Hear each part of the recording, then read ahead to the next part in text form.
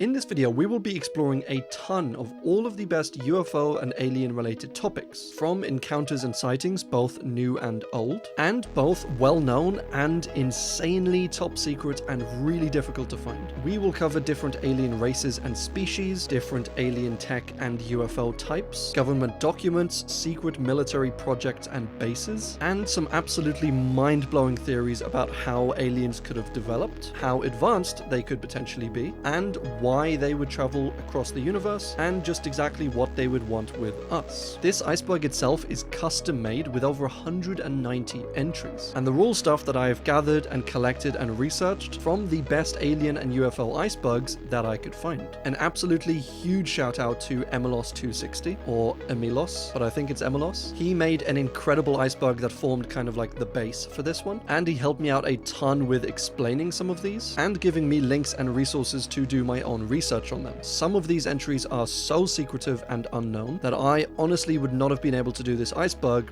without him. So, without further ado, grab a drink. My choice today is the Pangalactic Gargle Blaster, and join me as we explore the ultimate alien and UFO iceberg. To start off, tier 1, we have Project Blue Book. So this was the codename for the project. The mission of studying UFOs started by the Air Force in 1952, and this ran for around about 17 years until it was finally shut down in 1969. Nice. Now, it was originally created, obviously, to assess and explore this new phenomenon, that being aliens, UFOs, and abductions. Because at the time, hundreds of people, even thousands of people a year, were all reporting strange things that they'd seen in the sky, various unknown creatures or beings or aliens that they had encountered, or claims that they themselves had been abducted, or their cat had been taken by a Martian or something, and the government was basically flooded with these claims. And from the government's perspective, they didn't know which ones were real, which ones were hoaxes, which ones were people just mistaking things in the sky like a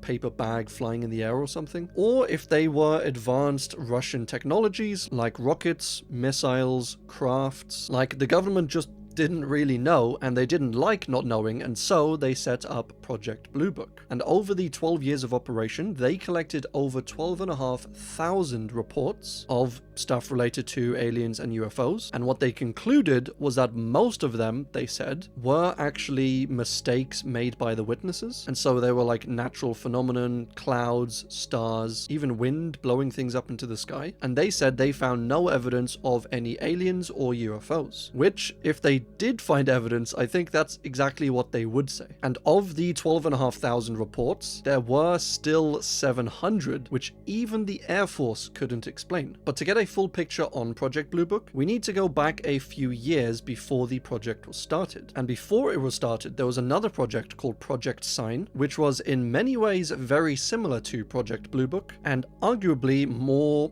open-minded. And when Project Sign was launched and concluded, they said that a fair few of the flying saucers were likely real, and they weren't made by the US or the Soviets. And the project reported that they were very likely of extraterrestrial origin. And then the higher-ups in the Air Force came in and changed the conclusion of Project Sign from what I just said it was to officially inconclusive. And then they started a new project in its place called Project Grusch. And this project, as distinct from Project Sign, had going into it sort of a mission to disprove UFOs. And so Project Sign was arguably the most open-minded and honest of the three projects, as its goal seemed to be kind of finding out the truth and exploring things, and the other project seemed to be kind of a propaganda machine for the Air Force, to say that, you know, we officially investigated it with these projects, and we found no aliens, no UFOs. But even Project Grusch was still left with around a quarter of their cases that officially they couldn't explain. And the term unidentified flying object, or UFO, actually first came from Project Blue Book, as before this, people just called them, you know, flying saucers or flying discs or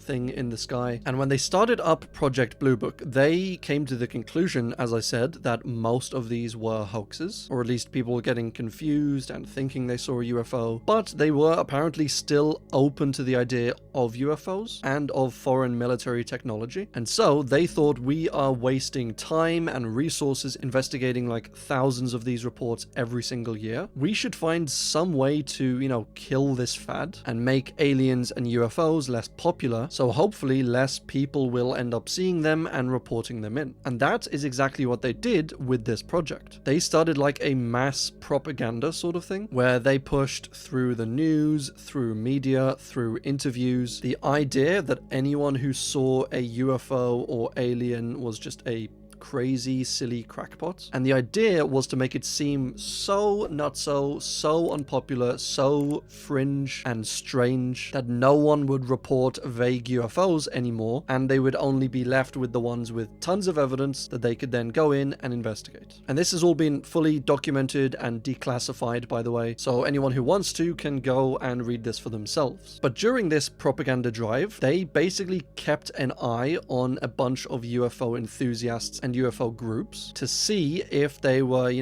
starting any movement or holding any big events that might influence people. And yeah, that's just exactly what you need. Government agents spying on and secretly watching and following these probably somewhat paranoid alien-obsessed folks. Like, freaking genius. But they did it, and their propaganda somewhat succeeded, as, nowadays it's kind of a fringe topic, fringe theory. You're kind of a kook or something for thinking things like this. But all I'm saying is the truth cannot stay hidden forever. The Greys are these little guys, one of, if not the most popular, most frequently spotted alien, at least in the modern times. But we can actually trace its origin and its inspirations all the way back to the 1800s. And this is when H.G. Wells, who was a fantastic writer, by the way, described future humans as having no noses, no mouths, no hair, and big fat heads. And then, a little later on in the 1900s, Aleister Crowley, who was a famous occultist as well as a few other things, claimed that he was abducted by an alien, and he gave as a description for the beings that captured him more or less the description that H.G. Wells gave. And shortly after this, a Swedish writer called Gustaf Sandgren wrote a novel called Den Okända Faran, which I probably butchered the Swedish on, but it translates to the unknown danger. And in this book, perhaps drawing inspiration from H.G. Wells and Aleister Crowley, he describes aliens as being short, wearing grey clothes, and having big fat heads with no hair and big eyes. And this is likely where the description for modern aliens comes from. At least this type of alien, because as we'll get into in a few entries further down in the iceberg, this type of alien is really just one of many. So that's how the idea of a grey alien with a fat head started. And there is an argument that these writers didn't make up the description per se, but they were just drawing on eyewitnesses from around that time. So someone saw an alien like this, it became kind of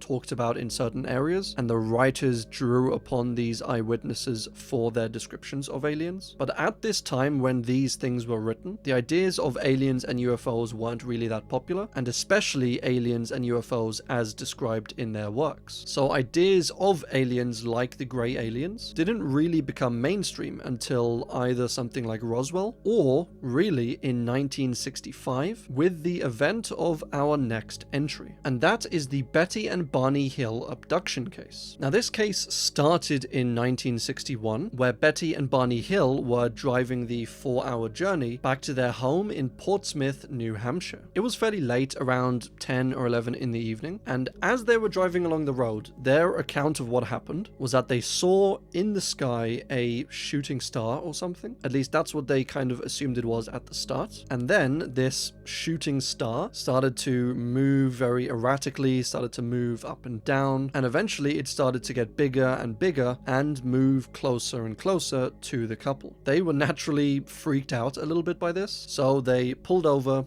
stopped the car, and pulled out a pair of binoculars. And looking through the binoculars at the light, they saw a strangely shaped craft that kind of had these flashing lights on them. And it was at this point that Betty first thought that something might be a little off here. Like perhaps this was an alien spacecraft. But I mean, that's Crazy, right? Alien spacecraft. Then the lights apparently turned directly towards the couple, and they started to get closer and closer and closer. And Barney, who at this point was like, "Girl, you're crazy. That's obviously a aircraft or something." He took the binoculars, looked at the lights, and he said it was at this point when he looked through the binoculars that he realized that this plane, or what he thought was a plane, was not a plane, which... yeah. Through the binoculars, while looking at this strange craft, he saw roughly 10 figures inside of it, all looking out the windows. And he recalls at least one of the figures inside the craft speaking to him telepathically, telling him to stay where he is and to keep looking at the craft. And the craft came closer and closer and closer, and then that's all they can remember. They arrived home hours later with some vague recollection of what happened, combined with seemingly hours of lost time. Their watches had stopped working, the leather strap on the binoculars was snapped and broken, and Barney's shoes were scuffed, and the couple couldn't remember at all how these might have happened. The couple came home, they left their luggage at the back door, and they both took a long hot shower to lessen the chance, they said, for any contamination, which is probably sensible. You don't want to catch alien scurvy. And Barney said he felt compelled to check his genitalia after the encounter, and he said nothing was out of the ordinary, which... thank God. But it is awfully strange. As I said, they couldn't remember much about the night. They found that as well as the strap being broken and Barney's shoes being scuffed, Betty's dress was also torn, and there was these like little bullseye rings on the trunk of their car that had these strange magnetic properties whenever they put a compass next to them, and they looked like they were either grinded or melted or burnt into the metal itself. So very strange. The Hills then reported what happened to them to the Air Force, and they went in for a few examinations, a few interviews, and after being in an interview for 6 hours, the interviewer, a man named Walter Webb, concluded, and I quote, that they were telling the truth and the incident probably occurred exactly as they said. Then we get into the topic of Betty's dreams, which were just all sorts of weird. After the encounter, Betty started to have these dreams that lasted for 5 days, or 5 nights, and they were very vivid, very strange, hyper-realistic sort of dreams, and after having 5 of them over 5 nights, they just completely stopped. And in one of these dreams, her and Barney were just driving along when they saw that the road was blocked by something. So they stopped the car, and all of a sudden the car was surrounded by these men. And then she and Barney lost consciousness. The next thing she remembers in the dream was being forced to walk through the forest by these men, and in this dream she saw Barney walking behind her, who was also in like a dreamy haze trance-like state. These men, she said, had grey skin, black eyes, were 4 or 5 feet tall, and they wore blue military-esque uniforms. And after this, the couple was taken back to their car, and they were told to wait there in the car until this strange aircraft took off, and then they went home. So that was the dream that Betty had on one of these nights. And it's really very strange when you think about it and combine the actual events or what they remember with the details of Betty's dreams. And what you have might sound like something like an ambush. And people have theorized that this potentially could have been something like the government, or was even something like a hate crime. Because as you can see, Betty and Barney were an interracial couple. And this, all the way back in the 60s, came with a lot of problems. And so the idea of a light coming towards you, could be a vehicle of any kind, and them blocking the road, men getting out, surrounding the car, and then forcing the couple into the woods.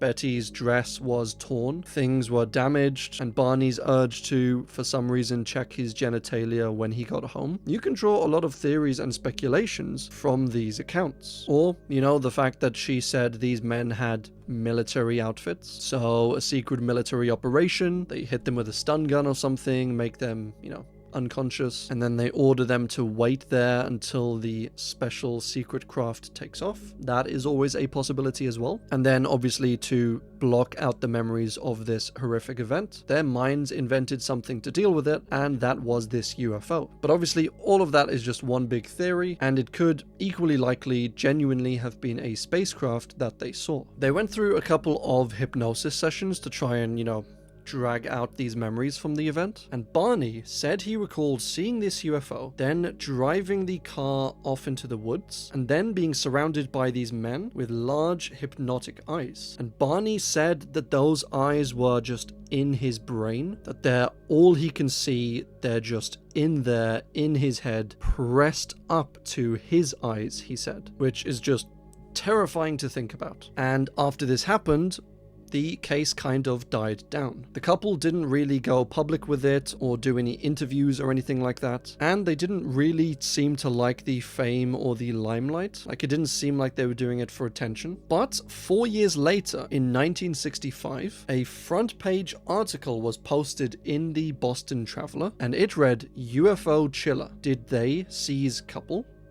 Yes. And it was really with this article and the book written about the case shortly after that this event, this encounter, became more mainstream and more well known. And years later, after Barney's unfortunate, probably unrelated death, Betty became sort of a UFO celebrity and started going to conventions, doing a few interviews, and her description of the aliens that she saw that night, short, grey skin, big black eyes, kind of became the main, most common form of alien encounters from then on out. So this is just the first of many, many alien encounters that we will cover in this iceberg. And it's sort of an OG type of encounter, you know, one of the first popular ones, really. And I think for me it is very, very fascinating, especially when you get into some of the alternate theories. But we'll save those for a little further down in the iceberg. Whitley Strieber was a science fiction writer, a horror writer, whose early books, Wolfen, The Hunger, and War Day, were all massive hits, and a bunch of them were either made into films already or were set to be made into films. And he was, you know, up and coming, successful, and was thought by a lot of people to maybe be something like the next Stephen King, until he was abducted by aliens, and his popularity after this started to, you know, wane a little bit. So one day, he was in his cabin in upstate New York doing some, you know, writing, when he was approached by a group of non-human entities, and he called them the visitors, but he was very clear that these were non-human, but not necessarily that they were aliens. He said he didn't know what they were, but he knew that they weren't human. So whether that means aliens or ghosts or spirits or demons, he said he didn't really know. But one of his next books, which was actually his first non-fiction book, you know, his first book that was purported to be completely true and not made up, was called Communion, and it told of his experience of that night, of these strange beings that came and visited him, and it actually made it to the #1 spot on the New York Times bestseller list, selling more than 2 million copies. So yeah, madly successful. And then he wrote a follow-up book called Transformation, and this was also somewhat successful, but it was categorized and listed as fiction, and this really annoyed Whitley. You know, his first encounter story was listed as non-fiction, so, you know, real, and the second one was categorized as basically a work of fiction or made up. So it seems like the bookstores, the booksellers, the publishers didn't really believe Whitley's story, and Whitley said that he was mostly upset that people didn't believe him. And after this, it kind of went downhill from there. Whitley became less and less known as, you know, maybe the next Stephen King, and more as this kooky, weird, fringe UFO and alien obsessed guy. His books started to do less and less well. Fewer and fewer people wanted to work with him and to adapt his books into films, and he just kind of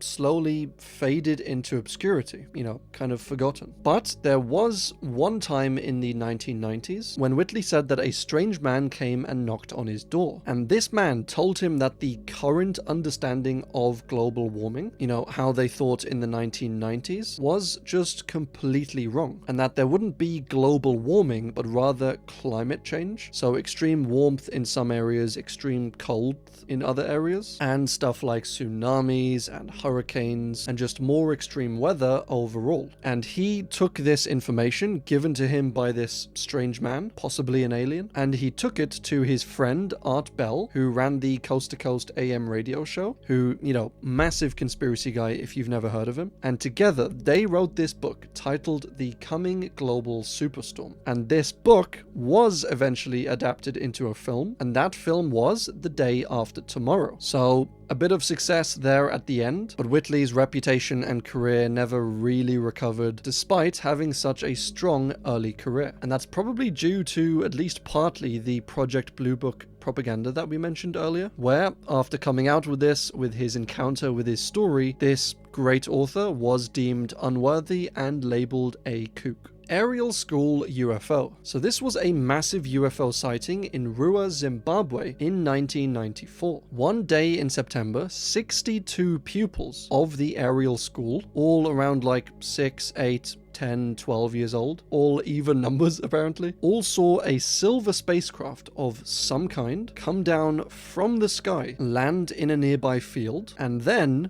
some of them said that aliens dressed in black came out of this craft. And when they came out, they spoke to the kids telepathically, talking to them about stuff like environmental issues and about being kind to one another and how we need peace on Earth. Like, hey, stop polluting the planet sort of thing. And then the aliens got back in their craft and flew away. The kids were interviewed after this encounter and all had roughly the same story and drew roughly the same picture of what they saw. And this event soon became the most popular UFO sighting in the whole of Africa. Djinn or genies all basically refer to the same creature or being, and these were often described in the ancient world around the Middle East, kind of Iraq, Iran sort of area, and they were spirits, I guess. They were these beings that people both feared and prayed to, and they could also, grant wishes, but really less grant wishes and more help people out. They were kind of like a chaotic neutral sort of being, I guess. And this belief in Djinn still persisted even with the Islamic takeover of the Middle East, except the Muslims, while they believed that Djinn existed, they said they weren't holy or divine and that you absolutely shouldn't pray to or worship them. And the Quran says that perhaps these were the first people that God created, but they were imperfect. God was unhappy with them, and so he then created humans. After God was done with,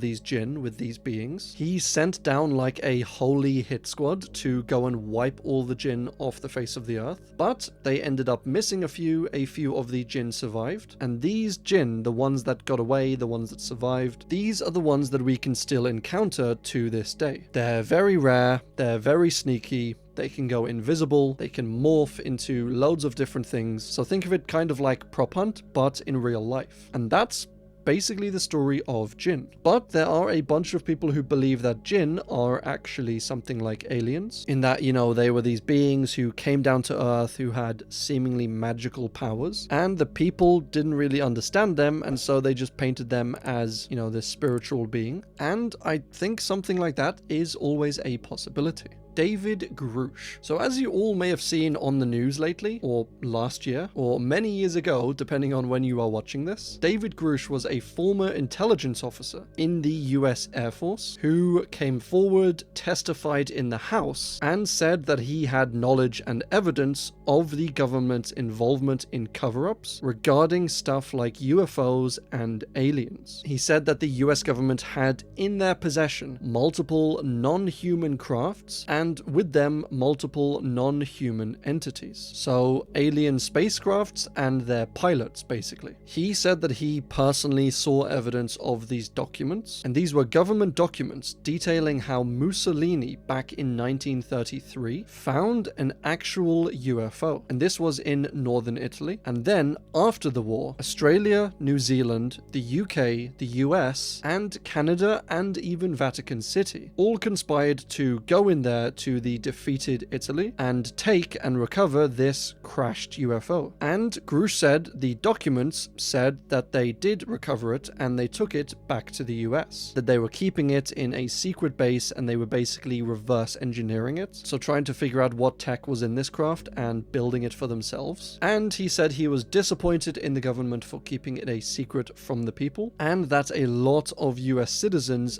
had died in this government cover-up of this craft, as well as, he said, many other crafts, encounters, and alien incidents. The Department of Defense stated that they investigated the whole thing and they found no evidence of what Grusch was talking about, which, I mean, of course they'd say that. And that's basically as far as the whistleblowing went. He said that he was denied access to a few top secret documents and projects, and then he came forward with all of this. And not everyone believes him, of course. Some people think he's just a prankster, or he's doing it for attention or media presence or something. But a lot of people do believe him about the claims that he makes, about the secrets that the government is covering up, and about his leaked information about these UFOs and aliens. Missing time refers to chunks of seconds, minutes, hours, or even sometimes days that seem to go completely missing from people who have alien and UFO encounters. It could be a result of hypnosis from these aliens, or from people being temporarily knocked out or unconscious, so obviously they don't have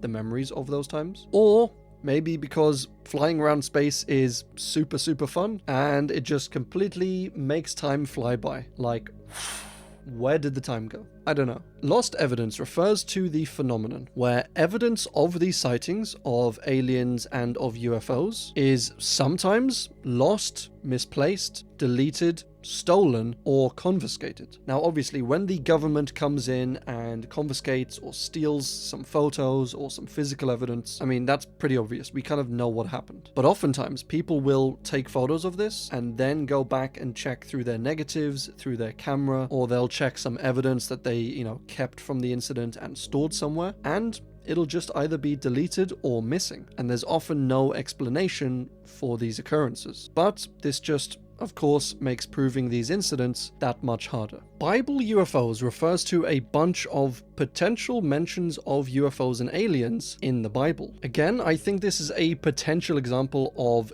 if aliens did come down to the people around this time, in the time of the Bible when it was being written sort of thing, then the people witnessing these aliens and these UFOs may very well just attribute them to what they were familiar with at the time, that being stuff like angels, demons, and spirits. And there are a few quotes that people have pointed out as being potential references to aliens and UFOs, like, for example, Ezekiel 1, which mentions Ezekiel seeing these creatures in the sky, and these creatures looked kind of like men, but had 4 faces, one of an eagle, one of an ox, one of a lion, and one of a man. These creatures each had 4 wings as well, and below the creatures were what he described as wheels within wheels, and these objects were able to move in any direction without turning, and there were these strange eyes on the rims of the wheel. So maybe a wheel within a wheel looks something like a UFO. You have the bigger disc and then the smaller ring or wheel inside of it. And the eyes along the wheel could be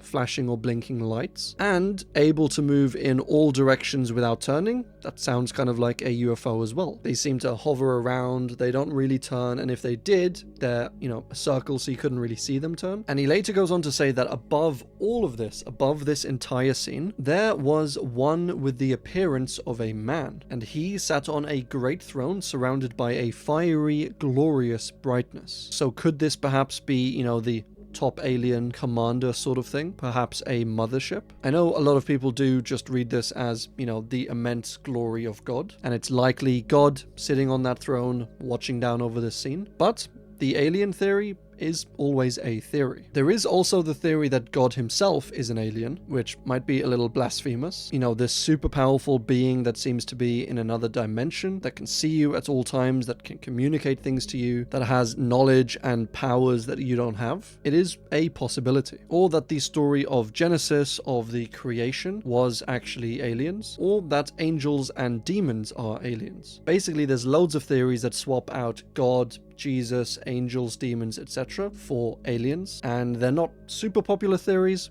but as I said, they are out there. Foo Fighters is a fantastic band, but did you know the name Foo Fighters was taken from this, the Smokey Stover comic book series? Foo was just a silly word that Bill Holman, the author of these comics, made up. Like his firefighters he called Foo Fighters, and they rode around in a Foo-mobile, just all very silly nonsense stuff. But it was during World War II when this pilot gave his account of what he saw following him. He said that there were these like red lights or this red ball of fire following his airplane as he was going through various maneuvers. And a radar operator at the time by the name of Donald J. Myers, he was actually a big fan of this comic book series, and when he heard this guy give his account of what was apparently following him, he said that it was probably those damn Foo Fighters, and the name just kind of stuck. So around the time of World War II, these stalking lights that would, follow certain crafts and zip around during their maneuvers and then eventually, disappear. These were known as the Foo Fighters. They originally thought that it was some kind of advanced, unknown German technology or something, like a new kind of aircraft or missile, but they never really did figure out what they actually were. So them being something akin to UFOs, I think, is quite likely. The Reptilians. My favorite flavor of alien. Tastes like lizard. So the Reptilians, as you might have guessed, are these reptile, humanesque creatures with lizard eyes, lizard brain, lizard skin, just all round very lizardy, and they are potentially looking to take over the entire world. They have been rumored to be able to shapeshift, and so they can take on a few different forms and pass as a few different humans. And according to the belief, there aren't actually too many of these reptilians left, so they kind of work in the shadows, slowly taking over stuff like politics and eventually the entire world. There are other older stories of stuff like lizard men and stuff like reptilians, and these are beings that just, visit the Earth and attack people like normal and don't try and get into politics and take over the world in that way. But yeah, they are still a menace to society. Kenneth Arnold. Oh boy, this is a fun one. The case of Kenneth Arnold, or his encounter, is one of the original first major sightings of what we would deem as a UFO. It happened in 1947, and while flying along on a fine summer's day, or rather night, in Washington state, Kenneth Arnold said he saw 9 shiny objects flying at ridiculous speeds, like over 1,000 miles an hour, past Mount Rainier. And as you can see from this newspaper, the press jumped on the story pretty quickly. They called these objects flying saucers, and this was actually the first instance of something like this being called a flying saucer. And it actually likely comes from a misunderstanding in an interview that Kenneth Arnold gave. Now, there's a bit of confusion with this whole account, as while Kenneth Arnold did later on describe these things as disc-shaped, at the start it is thought that he was describing basically the flight movement or flight pattern of these flying objects, and he said they kind of went, along like that, kind of bouncy in a way, almost like, he said, if you grabbed a saucer and skimmed it across a lake sort of thing. So he was describing the movement and the flight pattern of these crafts as a skimmed saucer in a way, and the newspaper took this to mean that the actual crafts looked like saucers, and then they coined the term flying saucer. As I said, he did later describe them as pan-shaped or disc-shaped, so it's unsure how much of it was Arnold himself and how much was a misunderstanding, but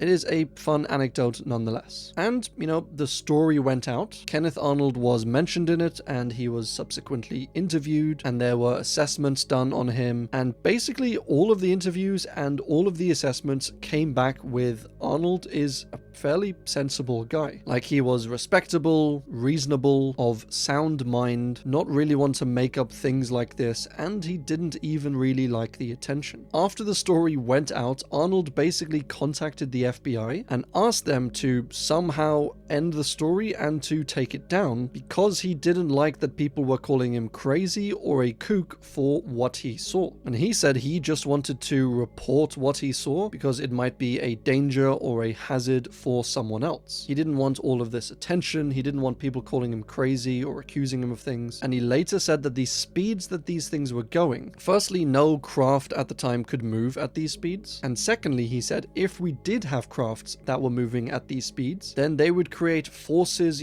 G-forces so strong that no human would be able to survive it. So then he concluded that either these crafts were remote controlled, in that there was no living thing inside of them, or there was another living thing inside of them, but they were able to somehow resist these forces that humans absolutely wouldn't be able to resist. And that sounds a hell of a lot like aliens. He himself hoped that the crafts were from the US Army, but he said he didn't think that they were, and that if the army knew about them and knew of them, that they should absolutely tell everyone, tell the public, just be completely open with it. And he said if the US Army didn't know what these were, then that tilted them, in his mind, something more towards an alien or alien craft. There was also another sighting in Oklahoma a few weeks later that was kind of similar. There was like 8 lights all traveling really quickly, so that is a little strange and also still unexplained.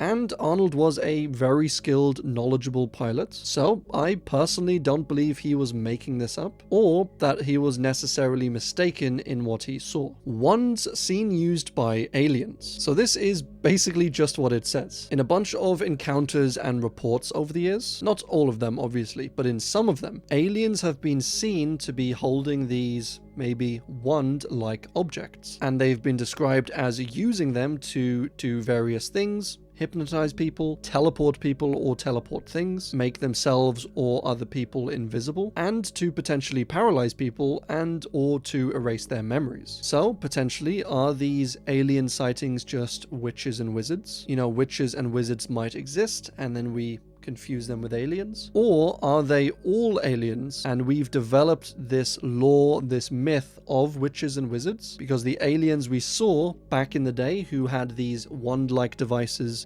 advanced alien tech, but they were so advanced that they basically seemed like magic to us. And so we developed the idea of these immensely powerful beings wielding these, wands of some kind. And with these wands, they were able to perform powerful and unexplainable feats. It is a possibility. Once again, a very, very interesting twist on these things, and something I think is really quite possible. Medical experiments aboard UFOs. Well, this is, as you might know, a very common occurrence in alien and UFO encounters all over the world. The person gets abducted, gets zooped up into the UFO, and while on board, they get their body examined, their DNA changed, their area probed for some reason. Lots of weird stuff going on these UFOs. Very intrusive, very rude, quite honestly. Like, at least get consent before you start doing these sorts of operations. And there's always the mystery as to why these aliens are performing these procedures and what exactly they want with humans and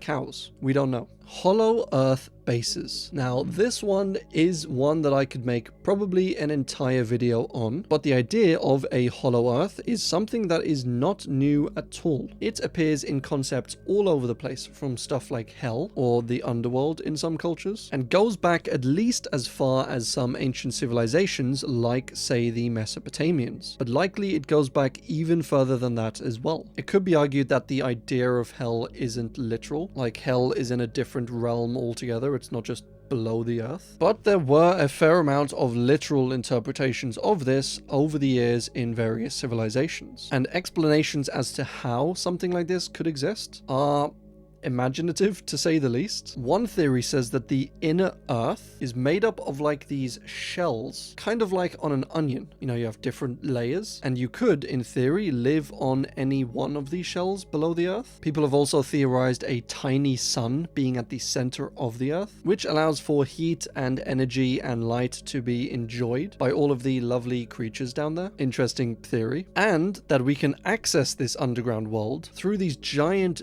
deep caves located all over the planet, or by going directly to the North or South Pole and getting in that way, once we get past the ice barrier, of course. And then there are other theories that say instead of us living on Earth, so instead of us living on the surface and the hollow Earth being, inside the Earth. Actually, it's the other way round. And we live on the inside of the Earth, and the hollow Earth is actually on the surface. And because we're on the inside, everything is like upside down and backwards. And so when we look into space, we're actually looking into the center of this Earth, which, I mean, that is just wild. Some of these theories are somewhat reasonable, some are kind of borderline, and some are just downright wacky. Sadly, we've never dug down that far to see this with our own eyes, as the furthest we've actually ever drilled is only around 12 kilometers, which is roughly 0.2% or 1/5 of 1%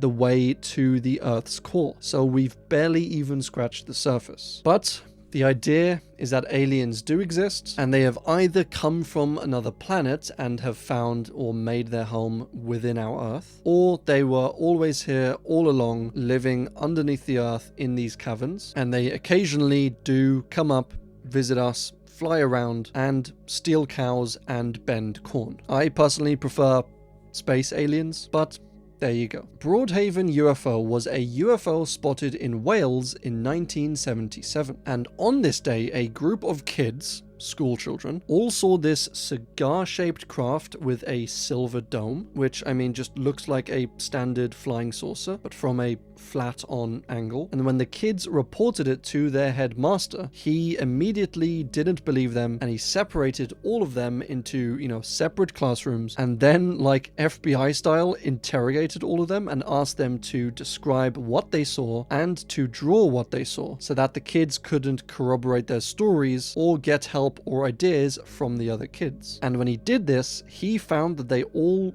basically drew and described the exact same thing, or at least very similar. The kids said they had a strange combination of like fear and excitement, kind of like me making these videos, and nothing really came of this sighting. But 2 months later, there was a similar sighting nearby by a local hotel owner, and she said she saw something in the sky and described basically what these kids saw a few months ago. But on her account, the craft landed on the ground, these two humanoid aliens came out, and she just felt this intense heat and bright light. And later on, after the encounter, she went back to where the alien craft landed, and she saw there was a little patch of burnt grass where the craft had actually been. And still, to this day, there has not been one kid that gave his account on that day that has come forward and said, yeah, it was a big hoax, we were just lying, we made it up. Like, not one of the kids. And some people do still think that it was like an elaborate joke or a prank or a hoax, but there are many more who believe the evidence for this case and believe these kids and the existence of this craft that they all saw. Hypnosis is a fairly common outcome and symptom of UFOs and alien encounters. Either often people are hypnotized to forget the event or forget what occurred during these encounters, or they are hypnotized into a trance-like state to follow these aliens or to perform certain tasks or like anything really. And hypnosis is also used by humans on other humans who have been, captured by aliens and have gone through these encounters, to dig deep into their subconscious and to pull out these memories from the encounter. As, a lot of memories get lost during these, and so to pull out more details about what happened, hypnosis is often used. So yeah, very helpful all round, the old hypnosis, and a great tool for aliens and humans alike. Extraterrestrial life. So this one is, or should be, pretty straightforward, I would think. Extra meaning beyond, past, outside of, and terrestrial meaning of Earth, so extraterrestrial being beyond or outside of Earth. Now, technically, not all aliens are extraterrestrial. I mean, technically, they should kind of be, but, you do have the odd alien that did actually originate from Earth, and then they evolved, they maybe went traveling, they went out into space, and then they came back, and so they are kind of from Earth, but also not really. But yes, most aliens are indeed extraterrestrials. Crop circles. And we have a very, very fun one. Now, crop circles are some of the most well-known phenomena, I'd say, surrounding aliens and UFOs, and they're also some of the most controversial. There are some people who take their existence and their complexity to be like absolute proof of aliens and of aliens visiting Earth, and there are others who say that these crop circles are just easily explained away by people going out there at nighttime with like little rolling machines or planks with rope attached to them. And there are those, which this is just a cursed opinion, but there are those who actually believe that hedgehogs, when they're mating, they run around in circles, and as they're running they flatten the wheat or the corn or whatever crop field they happen to be in, and this is how crop circles are made, somehow with mating hedgehogs. But for those who do believe wholeheartedly that these are the work of aliens, their purpose or reason is also debated. Whether they are cryptic messages designed for us human beings, or whether they're something like graffiti or imprints in the crops to be read by aliens not on Earth, or even as a marker of sorts to kind of show where they've already been. You know, don't take too many cows from this one particular area sort of thing. And some people think they're related in some ways to something like the Nazca Lines, which is an entry we'll get into a little bit later in the iceberg. And I think for most people who believe in crop circles, they take a somewhat reasonable approach to them, in that not all crop circles are actually made by aliens. There are a bunch out there that have been proven to be made by humans, in that we literally see them making it, and there are a lot more which are likely made by humans or have been claimed to be made by humans. And they say that yes, while humans can make crop circles, the ones that humans make are often, you know, shoddily done. They're done slowly overnight, they take many hours, and when they're making the design with these planks of wood, they actually like snap the crop over and cause little damage along the crop itself, whereas the genuine ones made by aliens are, you know, elegantly bent over, which that sounds a bit suggestive, but they're folded over, you know, super nice and majestically in a way that humans can't replicate. So, are these man-made? Are they alien-made? Are they maybe a bit of both? There are tons of really clever, super intricate designs. There are also a bunch of really simple ones, a bunch of joke ones. And so if these ones are made by aliens, we still don't know their purpose. Oh, and there's also this somewhat fringe theory, although some would say somewhat reasonable theory, of the crop circles actually being caused by advanced military tech. You know, something that can wirelessly over great distances fire out heat or electricity or kinetic forces, and they fire these from planes that fly over and go poof. That's probably the sound they make, and this leaves the imprint in the pattern on the field. It is a theory, and I think we can never fully rule out secret government tech. Area 51 is officially a secret military base in Nevada. It is owned by the Air Force, and they use it to develop and test secret crafts and secret military weapons. So that's the official story. But the unofficial story is that this is a secret base where all things alien, UFO, and abduction spacecraft related are kept. They store them here, they work on them here, they reverse engineer them, and they do like interrogations, I guess, of these aliens, as well as medical dissections and that sort of thing. And this one is kind of a strange setup, because you would expect in a normal society to have some military secrets. Like if the Air Force is developing genuine weapons, of course they're going to keep the whole thing a secret. Like you don't just have your military base where you're testing new weapons and technologies open to the public, open to people walking around in there. You know, that's a good way to leak military secrets to a foreign government. But then again, as I said earlier, if you as a government do find secret alien tech and weaponry, of course you're gonna hide it under a guise like this. So I really can see it from both perspectives. But the government as a track record is not super trustworthy, so I'm not gonna take their word that they don't have secret alien and UFO tech in there. And there are rumors and leaks from Area 51 that suggest or hint at the fact that the US government has acquired stuff like alien and UFO tech, even as far back in World War II, when, as we mentioned earlier, the US purportedly acquired a fallen UFO craft from Italy and from Mussolini. And there are apparently loads of these being found and acquired all over the US, all over the world, and are being brought back here to Area 51 to, as I said, be dissected, studied, and reverse engineered. Then there are stuff like the raid of Area 51, which started off kind of like a meme, kind of like a joke on Facebook, but soon acquired millions of people who marked themselves down as going to this raid. And the plan was for everyone to meet up outside of Area 51, with people saying they can't stop us all, and they were going to go in there by force and take this alien technology. I don't think many people were serious about this, as only a few hundred people from this event actually ended up turning up, and of these few hundred people, no one actually attempted to get inside Area 51. So the people's attempt at uncovering the truth was unsuccessful. There have been a few whistleblowers of Area 51 over the years, from people like former employees or contractors, and honestly, like I said, if the Air Force did acquire alien tech and crafts, I think something like this would be the perfect cover in order to keep it a secret. Men in Black. No, not the film, although the film was kind of cool, and it was likely based on the general concept of Men in Black. You know, these rumors and encounters of men often dressed in black suits, going to someone's house or their front door after they encounter an alien or UFO, convincing them, shall we say, to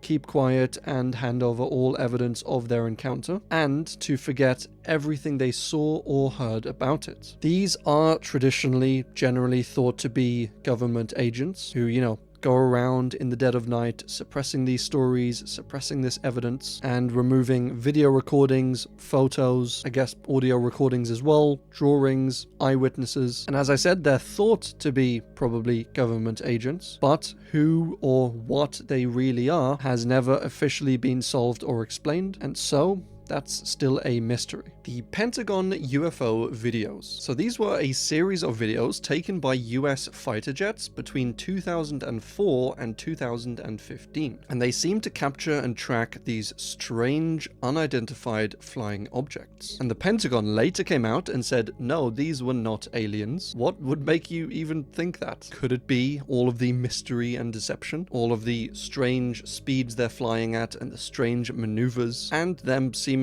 disappearing into thin air or under the water? I don't know.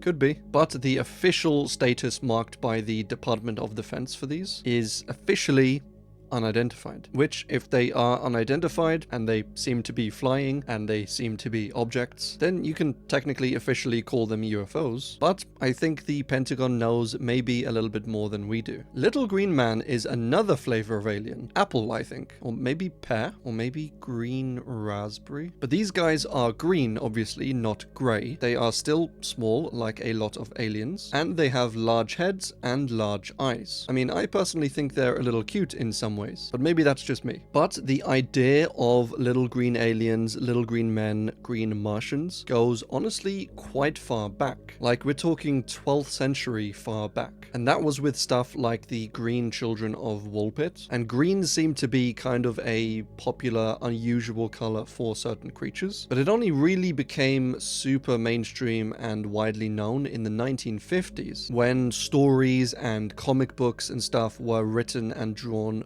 with these little green men. So green-skinned aliens, green-skinned Martians, and that became kind of popular. And so the notion of a little green man was, you know, subtly implanted in everyone's heads. And the actual term little green man doesn't just refer to aliens who are little and green. Like, it's often used as a general concept for aliens, or a general description. So like, oftentimes if people had a alien encounter or experience, people would describe it as meeting little green men, or if we go up into space, you know, will we meet little green men up there? Even if the aliens weren't actually little or green or men, it's just a general concept to describe aliens. But yeah, many people think they are terrifying, but I seem to think they are adorable. The Nazca Lines. So these are these beautiful lines created likely around 2,000 years ago. And these were created probably by humans in Peru, South America. And while I said that they were created around 2,000 years ago, which 2,000 years is when a lot of these were dated to, there are a few that go back even further than that. And the typical or widely accepted belief for these these is that ancient people dug this out of the ground with their hands or with tools, and they're kind of a marvel to see, quite honestly. But the reasons for these people making these shapes in the ground is perhaps a little less concrete of an idea. Obviously, the typical belief is that they were worshipping their gods and they made these shapes in the ground to showcase whatever designs, patterns, capabilities to their gods. But I think you could equally see this as these people worshipping or paying reverence or whatever to certain aliens. Like, think about it. If aliens came down, visited these people, talked to them, and then eventually left in a spaceship into the sky, then you probably would expect these people to make shapes pointing up at the sky to try and communicate with their visitors. And in fact, some of the Nazca Lines actually resemble somewhat the typical kind of alien design or shape. Like, they're definitely not human, and they're not animals, and they're not really anything that we're familiar with. There are also other theories that instead of humans making these from below, it was actually aliens that made these from above in their crafts, and they are akin to crop circles or something like that. Now, I don't like this idea quite as much as the humans making it to worship these aliens, or at least contact them, but that is still a theory that is out there. Panspermia comes from the words pan, meaning all or every, and spermia, behave, meaning seed. So this is the concept or the theory of all life existing all throughout the universe. And instead of life beginning or starting on Earth, it instead started somewhere else and was seeded on here by aliens. Either they came and placed it on Earth purposely, or they just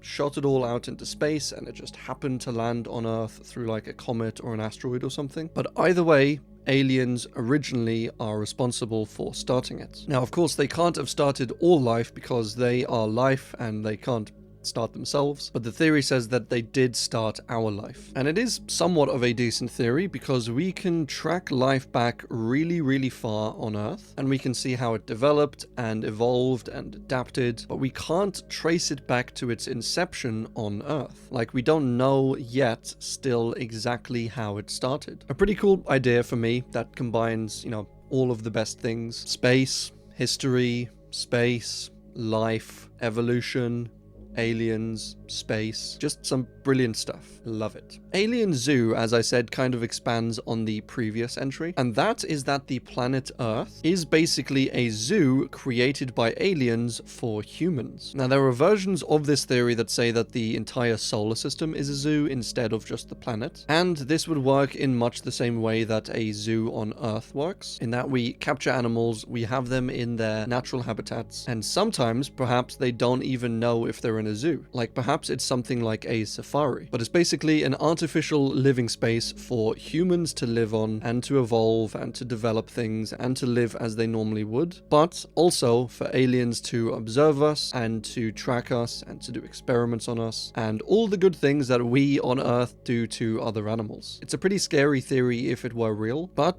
honestly, who really knows? Mars Attacks is an entry that I chose to include because it is genuinely one of my favorite all-time films. I'll try not to spoil too much because everyone should, if you have the time, go and watch it. It is an absolute banger and an absolute classic. It's funny, it's clever, it's written by Tim Burton, and it's got some amazing, well-known actors and actresses in it. You have Jack Nicholson, Danny DeVito, Jack Black, Pierce Brosnan, Sarah Jessica Parker, Natalie Portman, Martin Short, Tom Jones, Cruella DeVille, Glenn Close, Michael J. Fox. Honestly, the list just goes on, and it is amazing. But anyway, the story starts off with a bunch of these characters just going about their normal day-to-day lives. It's all pretty normal, all pretty chill. The characters are fantastic. And then the US president, Jack Nicholson, comes on television and announces that these aliens, these Martians, are hovering menacingly above Earth. And the humans plan to then meet with these aliens,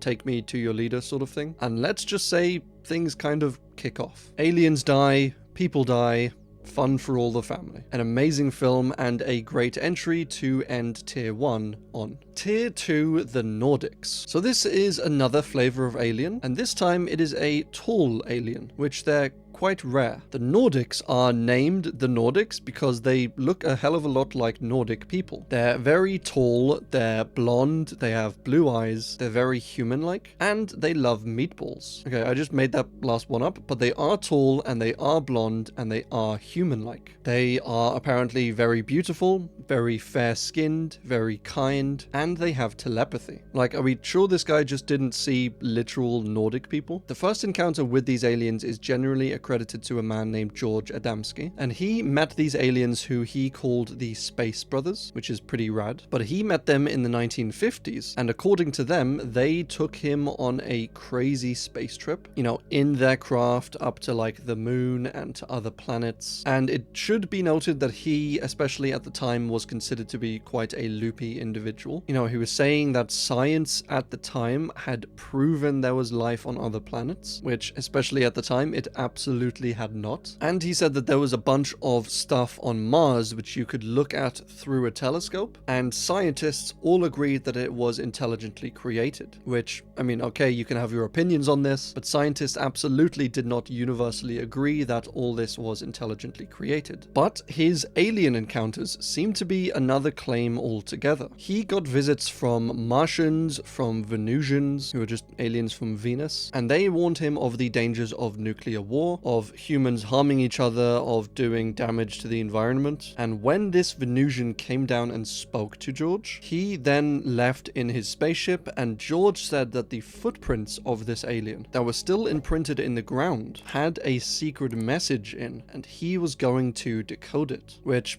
well, like, these aliens are carving messages into their boots just so they can come down, step on the ground, and send messages and talk to people that way. It seems like a lot more effort than just, you know, talking to people. But naturally, George took plaster casts of these shoe prints, and then he took them home, he kept them, and he eventually decoded them, he said. And I found this little part funny of when he was describing these aliens. He said at one point that their trousers were not like his trousers, which, it's like, okay, George, a lot of people's trousers aren't like your trousers. Like, that's just a very odd thing to say. But he actually did manage to get proof of this encounter. When the alien craft was taking off, he managed to snap this photograph of it, which some people have somewhat rightfully pointed out that it looks a hell of a lot like a lantern's hood or something like that. Then he said that these aliens offered to take him on a little spin around the solar system, around the galaxy, and that he went to Venus, and his late wife was actually reincarnated on Venus. And then on this trip, he met a 1,000-year-old alien philosopher named the Master, and with the Master, he discussed intergalactic politics. And honestly, this all just sounds like a kid in school telling their friends the cool things that their dad has done. You know, like, oh, he's traveled around the world. He beat up 12 guys at once. It seems to be on that sort of level for me. But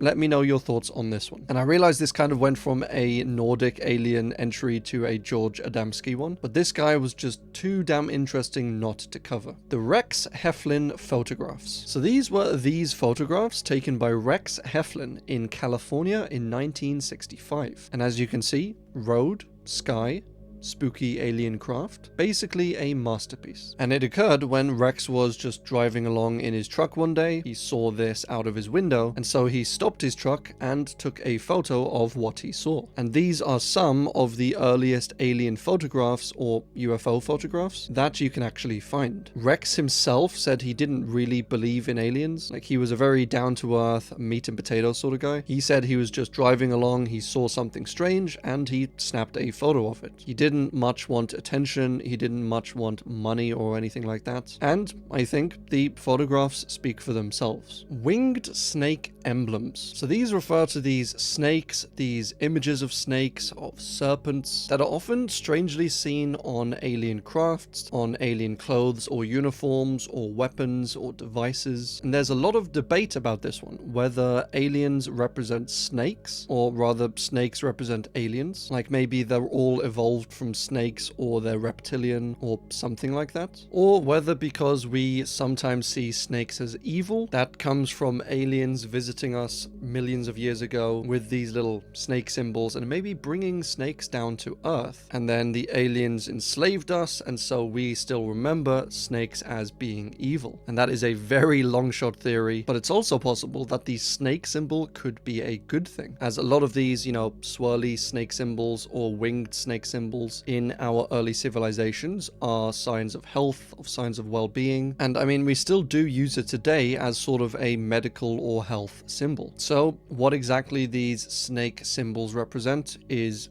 kind of unknown, but they do still occur fairly frequently, so it is a bit strange. Woodrow, Derenberger, and Lanulos. So this is one we actually covered in my Giant Mysteries Iceberg. We covered it in Tier 2, I believe. But Woodrow Derenberger was likely the first person to see this one alien, who went by the name of Indrid Cold. And there was a similar-ish sighting a few weeks before Woodrow's sighting, and this was in New Jersey instead of West Virginia. But honestly, I think the two descriptions are just too dissimilar. Like, the New Jersey alien was tall, he was bald with a green metal suit, and he had no ears and no nose. But he was smiling, and that's how people sometimes connect the two. Whereas the West Virginia, Mountain Mama, take me home, country road. Whereas the West Virginia sighting occurred when Woodrow Derenberger was driving home in his truck one night. He heard a loud crash of some kind, and he saw a large vehicle land smack dab right in front of him. And then, out of this crashed craft, a tall, dark-tanned, smiling man in a suit came out, and he spoke to Woodrow telepathically without moving his mouth or his face, and without losing his smile. He said that his name was Indrid Cold, and that he came in peace, and he just wanted to know more about the human race. So he's a nice sort of alien. There was also a later sighting of Indrid Cold by a girl in the Lilly family, and again, this was in West Virginia, but she reported waking up in the middle of the night and seeing a large man standing over her bed, just smiling, and she screamed and hid under the covers, and then when she came up eventually, he was nowhere to be seen, which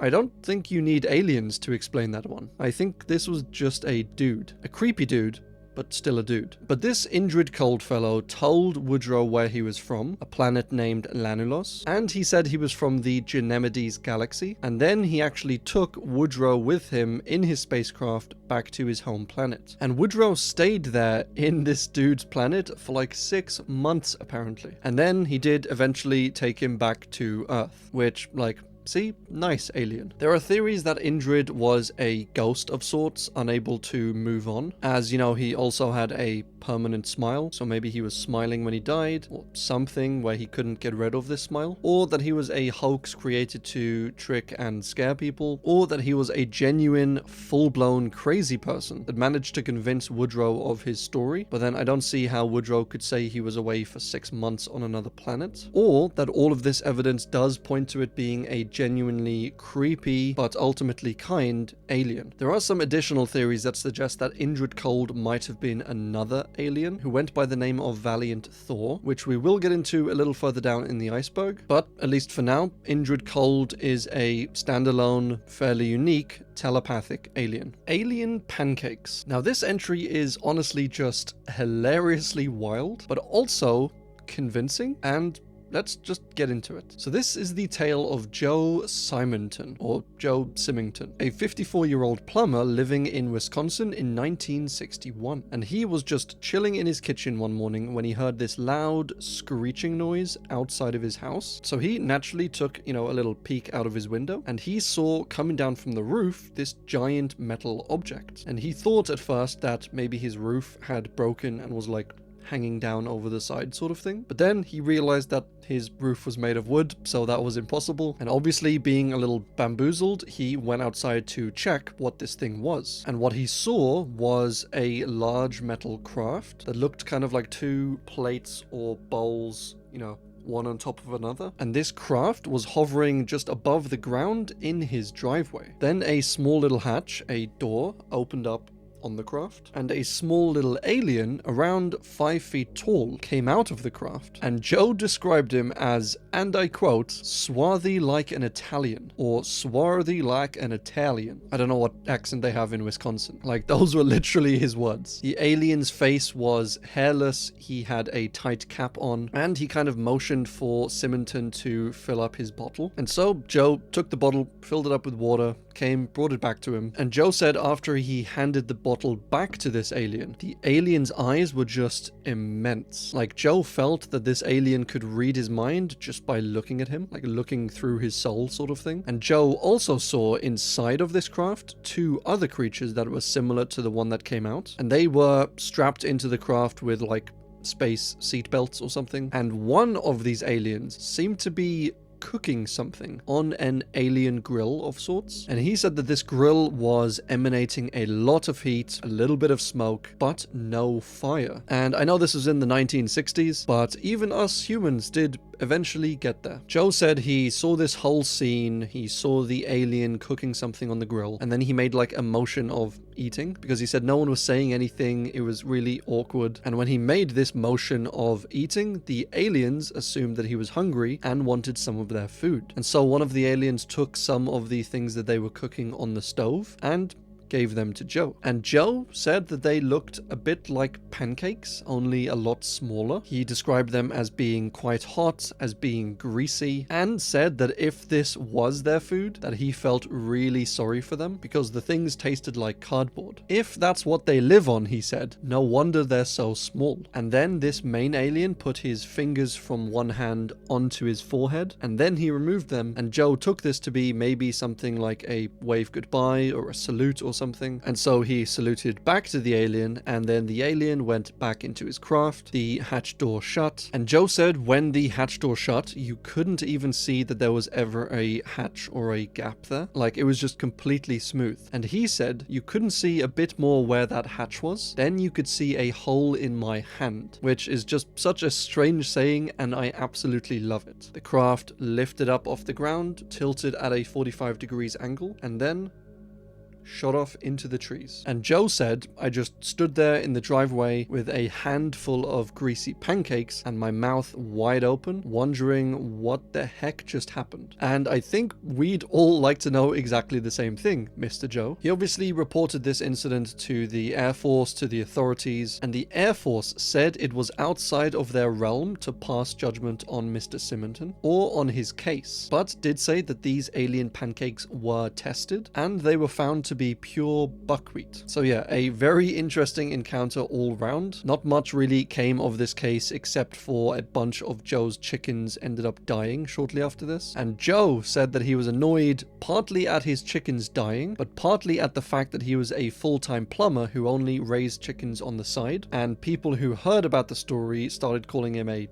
chicken herder or a farmer or something like that, and he wanted to make it clear that he was not a farmer, but he was a plumber. Most of the people who investigated this case, who interviewed Joe, said that he was likely a very sane, logical, reasonable person, and they didn't think that he was lying or making this up or that it was a hoax. And there were actually 3 or 4 other people who said they saw something similar around this same area at around this same time. So honestly, it's just probably one of my favorite UFO encounters. It's epic, it's alien and spacey and UFO-y. It's quite whimsical with him fetching water for them and them cooking up little alien pancakes. And Joe seemed like quite a down-to-earth, sincere guy. So just an S-tier alien encounter. The 1973 humanoid wave. So this was a strange time, a strange year, 1973, where all over the world there was a flood of alien and UFO encounters and sightings. It's explored a bit more in the book 1973 Year of the Humanoids, and this was written by David Webb, and we'll actually explore a few more of these encounters further down in the iceberg, but he compiles 74 cases that happened that year from from eyewitness reports, from newspaper articles, and explores the similarities between these. He explores the differences between them, and lists basically all of the unique aliens encountered. So short ones, tall ones, ape-like aliens, even dog-like aliens. And he states that alien and UFO encounters are currently on the rise. And this was in 1976 when he wrote it. And he predicted that these encounters would continue to rise and become more popular, and we would soon see the start of a brand new era where alien encounters and sightings became the norm. And we didn't quite get there, but it is interesting to see all these different encounters and accounts all compiled into, one source sort of thing. And it is quite a rare book, so if you do ever find a copy of it, please do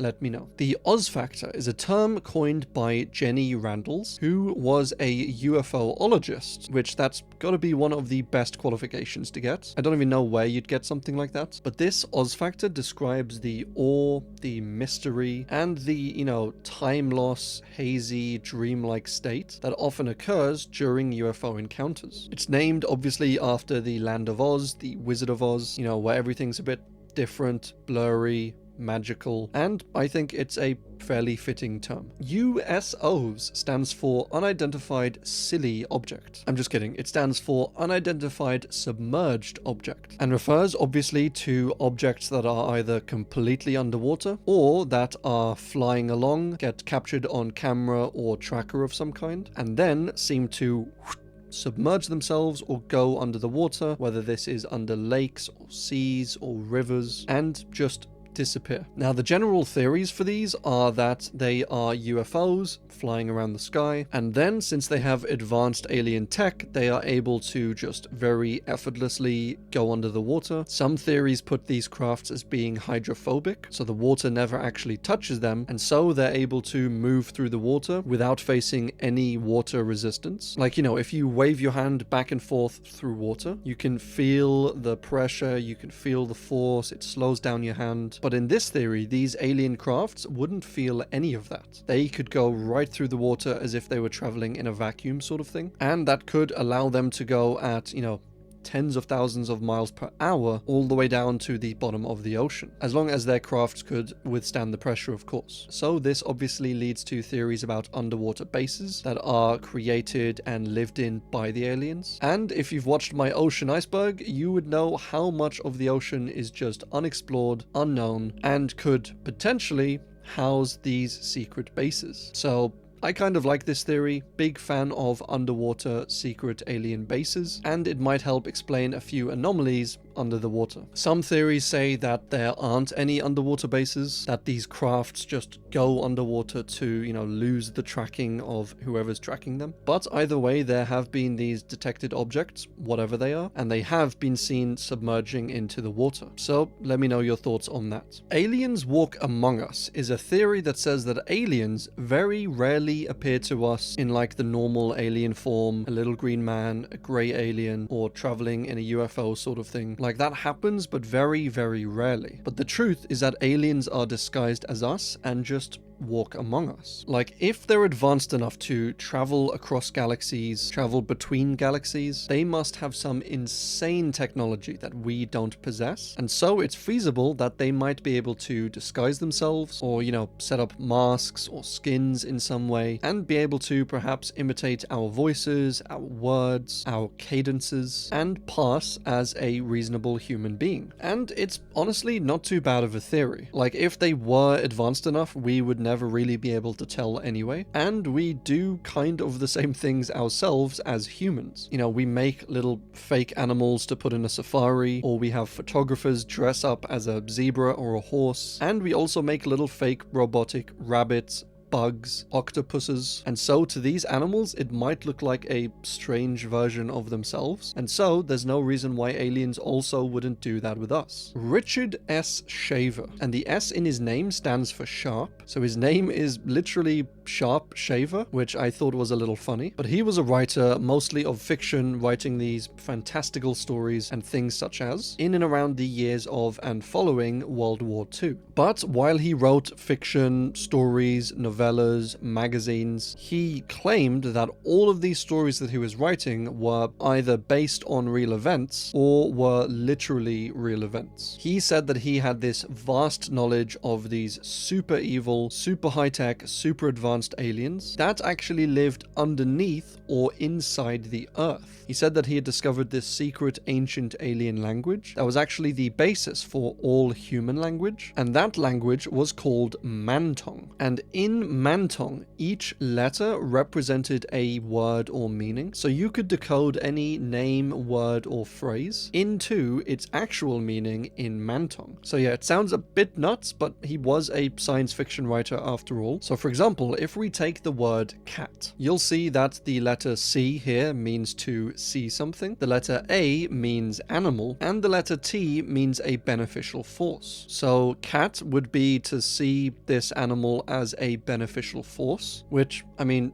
damn, maybe he's actually onto something. And when he was asked how he figured out how he discovered this language, he said one day while he was at work, he was just sitting there welding something when he noticed that one of his welding guns, and I quote, by some freak of its field's coil attunements, allowed him to hear the thoughts of those working around him, which honestly, who hasn't experienced that? It happens to me multiple times a day. The coil attunements just go slightly out of whack, and bam, telepathy. So this part definitely checks out. But while he had this telepathy, he could hear this recording of this evil torture session conducted by some beings deep underneath the earth. And these evil beings that lived in these caverns were actually descendants of an evil race that used to live here on planet Earth. And way back when they built these underground caverns, they left a bunch of their offspring in the caverns with all of their advanced technology, and they left planet Earth to go somewhere else. And these offspring, the ones that were left underneath the Earth, these are the creatures that he was hearing. And these evil descendants, known as Deros, or detrimental robots, even though they're not robots, frequently use their advanced technology to shoot rays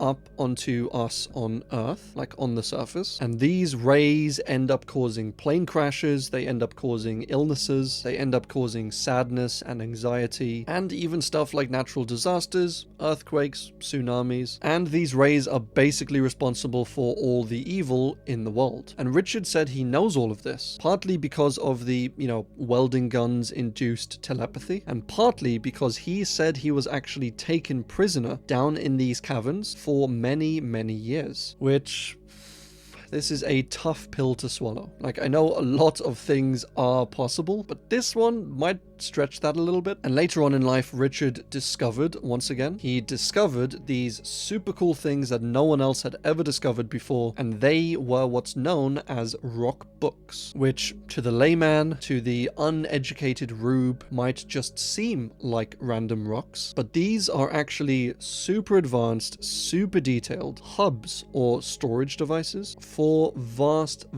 amounts of information. What happened was these aliens, thousands or millions of years ago, lasered the inside of these rocks with little bits of information, and those little crevices, little cracks sort of thing that you see inside of rocks, they basically hold all the answers to all the information in the entire universe. This entry honestly was a bit of a wild one. The stuff this guy wrote is actually honestly quite fun, quite imaginative, super cool and exciting and all of that if it were written as something like fiction. But because it's technically non-fiction, at least according to him, it's like, does this stuff all exist? It's a little hard to believe, I think. Like, he did happen to be an actual science fiction writer with a vivid imagination, but I'll let you guys decide on this one for yourself. West Virginia refers to the state, obviously, of West Virginia, because especially in the 1950s, 60s, 70s sort of time, there were really just an abnormal amount of sightings in this state. And these were alien sightings, UFO sightings, cryptid sightings, and a lot of the more famous ones that people know of are actually all from West Virginia. A few of them we've already mentioned, like Indrid Cold, and a few more we will get into and to further down in the iceberg, but there's also a bunch of cryptids that are popular in the area, such as Mothman, who might also be related to aliens and UFOs. So why exactly is it that there are more sightings, more encounters in West Virginia, as opposed to,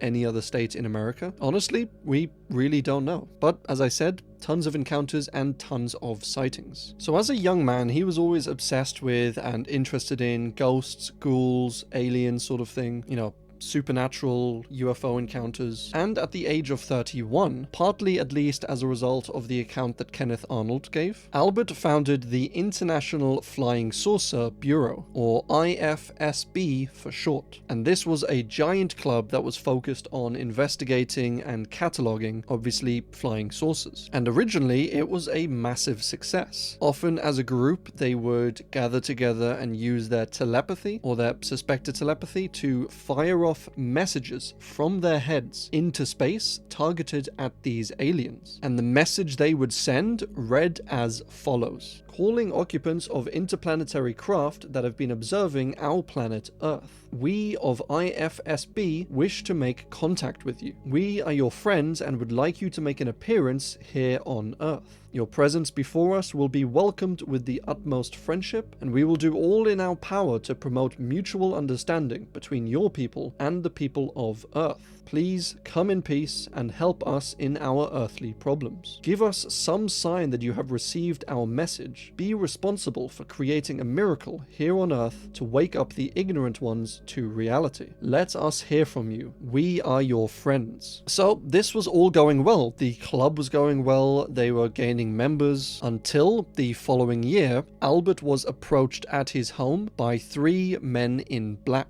They were men wearing black suits, and they spoke with him telepathically, which is never a good sign. And they gave to him this strange metal disc, explained to him some stuff about how UFOs work and about where they came from, but said that basically no one would believe him if he spoke out about it, and said that if he continues to run this club to discuss these sorts of things, that there would be consequences. And this information all came out like decades later, but at the time it just seemed like Albert was approached by these 3 men in black. They said some stuff to him, they threatened him, and then Albert just closed the club and ceased all further publications of his newsletter. His colleagues recalled seeing him at the time as like scared, on edge, nervous sort of thing, and nobody really knew what was happening. And then later on he came out and said, this is what happened years ago, and this popularized the idea of these shady men dressed in black, wearing sunglasses at night for some reason, going around threatening people and covering up alien and UFO encounters. Women in Black refers to the lesser known counterpart of Men in Black, obviously being women in black. They are very similar to Men in Black. They are pale, they're scary, they're telepathic, and they have been known to be unusually strong for their size and build. They can sneak around, sometimes go invisible, sometimes teleport, and they do much the same thing that the Men in Black do: go around, cover up UFO sightings, threaten people, confiscate or delete evidence. So yeah, just like the Men in Black, very spooky entry. Indigo Children refers to the idea of children, certain children, possessing special abilities, supernatural powers, mind reading, telekinesis, that sort of thing, almost like the kids in Stranger Things. And this theory says that these indigo children are special in ways, and either this specialness is natural or it's been gifted by a supernatural being, by aliens sort of thing, and that the purpose of these indigo children is basically to unite humanity. Like, the idea is that these aliens up in space shoot down stuff to these children, make them gifted, give them certain abilities, and the goal is for these children to eventually lead mankind and make humanity better in many ways. The idea really came from a woman called Nancy Ann Tapp, who said that she could visibly see these auras around certain children, and the auras were kind of bluish, indigo-ish, hence Indigo Children. And it was somewhat popular in like the 1970s, but slowly kind of fell out of popularity. It was deemed to be somewhat abusive to children, or at least detrimental, because a lot of these kids that were deemed indigo children ended up having stuff like learning disorders or autism. And so instead of getting them the help that they needed, or taking, a different approach to learning with them, they were just labeled as indigo children and kind of revered in a strange way. So yeah, don't know how much much I believe this specific one, it is kind of an interesting entry nonetheless. The Kimbaja Ancient Airplanes. So these are these super fascinating ancient artifacts that were discovered around Colombia in the late 1800s. And they are thought to have originated roughly 1500 years ago, so around like 500 or 600 AD. And there's a load of different types and styles of this artifact, but the ones we're interested in for this entry are these little ones that kind of look like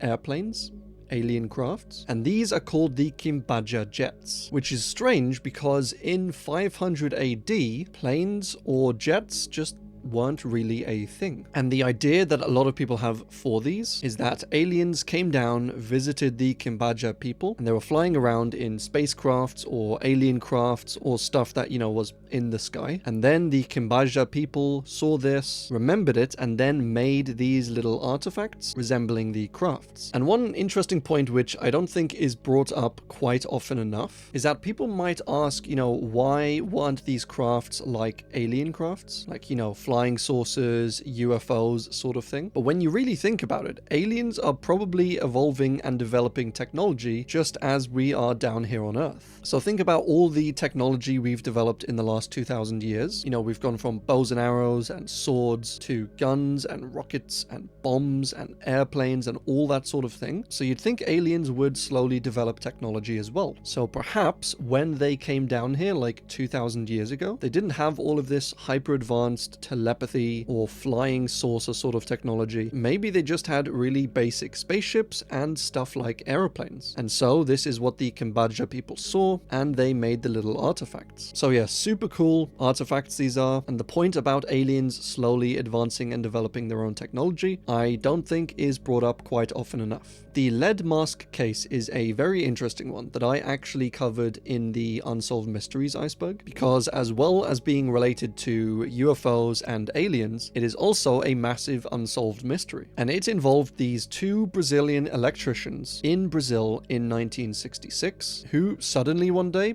just went missing. And they were found a few days later by a boy flying his kite on top of this hill, and the scene around these men and their cause of death was just very peculiar. Both of the men were wearing these nice suits, they were wearing these jackets as if they were expecting to be in rainy or stormy weather or something, and they had these lead masks around their eyes. The cause of their deaths was unapparent, and there was found next to them this empty bottle of water and these two wet towels. So it's already a very strange scene to begin with. There was also a notebook at the scene with notes written in obviously Portuguese, but translated into English, the notes read 1630, be at the specified location, 1830, ingest capsules. After the effect, protect metals await signal mask. And that was it. It is thought that maybe the pair of men were part of this strange group or cult, and they were, you know, scientific spiritualists, and that by ingesting these capsules, they would be able to contact and engage with aliens. And there was also a belief within this group that when the aliens appeared, there would be a massive flash of bright light, and this is perhaps why they were wearing their, you know, lead masks to protect their eyes, essentially. It's a very strange case, still unsolved, and what these two men were doing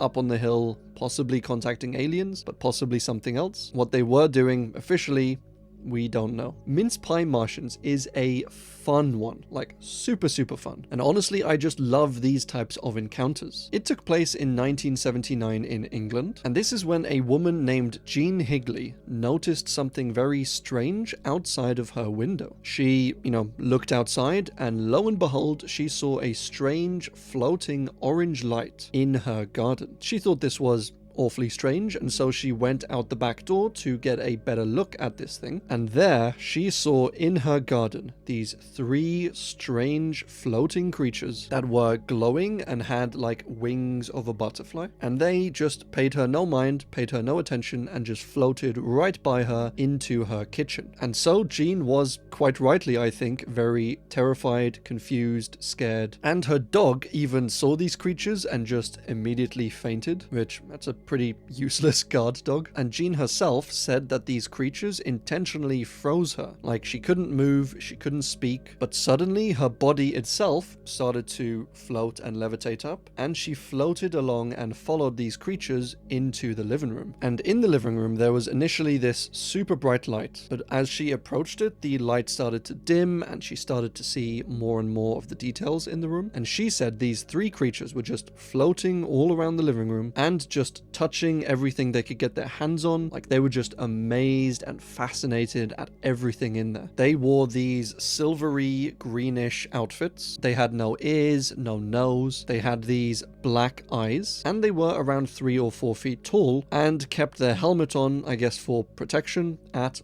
all times. They also had, as well as their helmet, they had this pointed hat that they wore, and as we mentioned earlier, they all had wings. And these wings were, and I quote, so colorful that they made our earthly colors seem bland in comparison. So were they benevolent? Were they evil?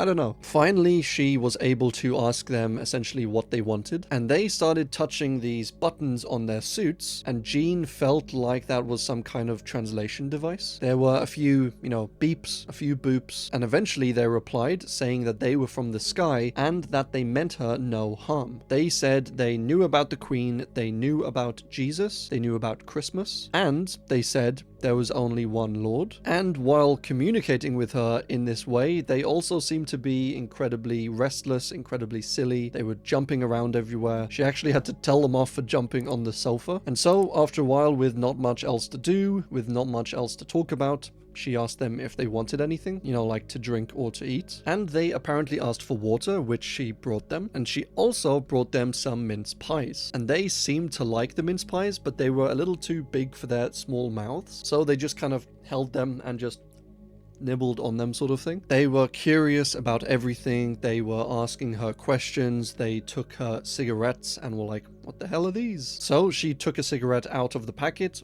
lit it to show them what it was, and this apparently just scared the ever-living out of them, and they just zipped out of the room and out of the house, of course taking their mince pies with them. Djinn floated after them, which at this point she's still floating, and she followed them out to the back door and saw the three creatures at the end of the garden getting into what looked like a little egg-shaped ship. And they got into this ship, they flashed their lights at her twice, apparently acknowledging her or something, and then they zipped off into the sky, never to be seen again. After this, Djinn floated back down to the ground and felt just content, warm, blessed almost, and that was more or less it, and I love it. Djinn said she was never one to believe in fairies or fanciful stories or anything like that, and some people hearing this do think that Djinn either made it up or had a hallucination or something, but I like to think that those little mince pie eating aliens did actually visit Djinn on this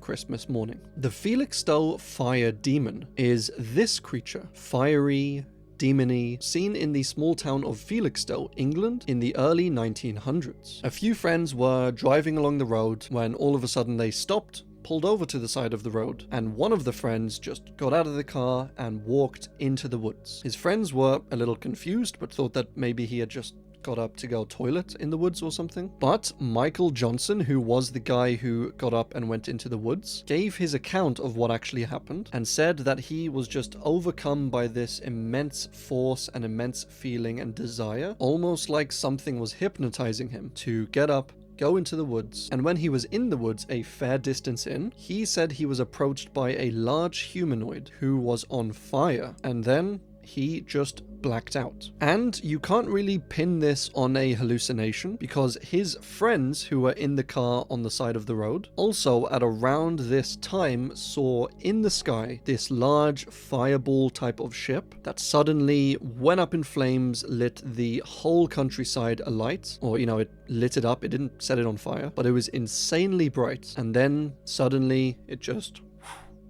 vanished. The next thing Johnson remembers is waking up in hospital, and that's all he remembers. To this day, we still don't know what that creature was, how it controlled Johnson to walk out into the woods, and what it was that his friends saw in the sky. The Jimmy Carter UFO sighting. So Jimmy Carter, this guy, the former US president, saw 8 years before he became president. He saw one night in 1969 a peculiar bright light in the sky. And he wasn't the only one who saw this. There was other people at the time in the same place that also saw this. And he said when he noticed this, the light started to come closer and closer to him. And then it stopped behind some trees. It started changing colors, sort of thing. Slowly to blue, and then to red, and then back again to white, before disappearing. As I said, there were around 10 other people that witnessed this, and the light or craft or whatever it was stayed for around 10 or 15 minutes before disappearing. And Carter himself admitted that, okay, I'm not a scientist, I'm not a physicist, so he didn't really claim that it was anything in particular, but it did say that it was weird, it was unidentified, he didn't know what it was, and also said that it wasn't something normal like a helicopter or a weather balloon or an airplane or something. And he said later when he became president, he kind of looked into this and he came to the conclusion that there was no alien cover-up of an incident that happened at around that area at around that time, which is a very specific way of speaking. Like, surely he would just say, yeah, there's no alien cover-ups whatsoever. But he was very specific, and I think he was dancing around the point, and maybe, perhaps, likely knows of other projects or incidents in which the government has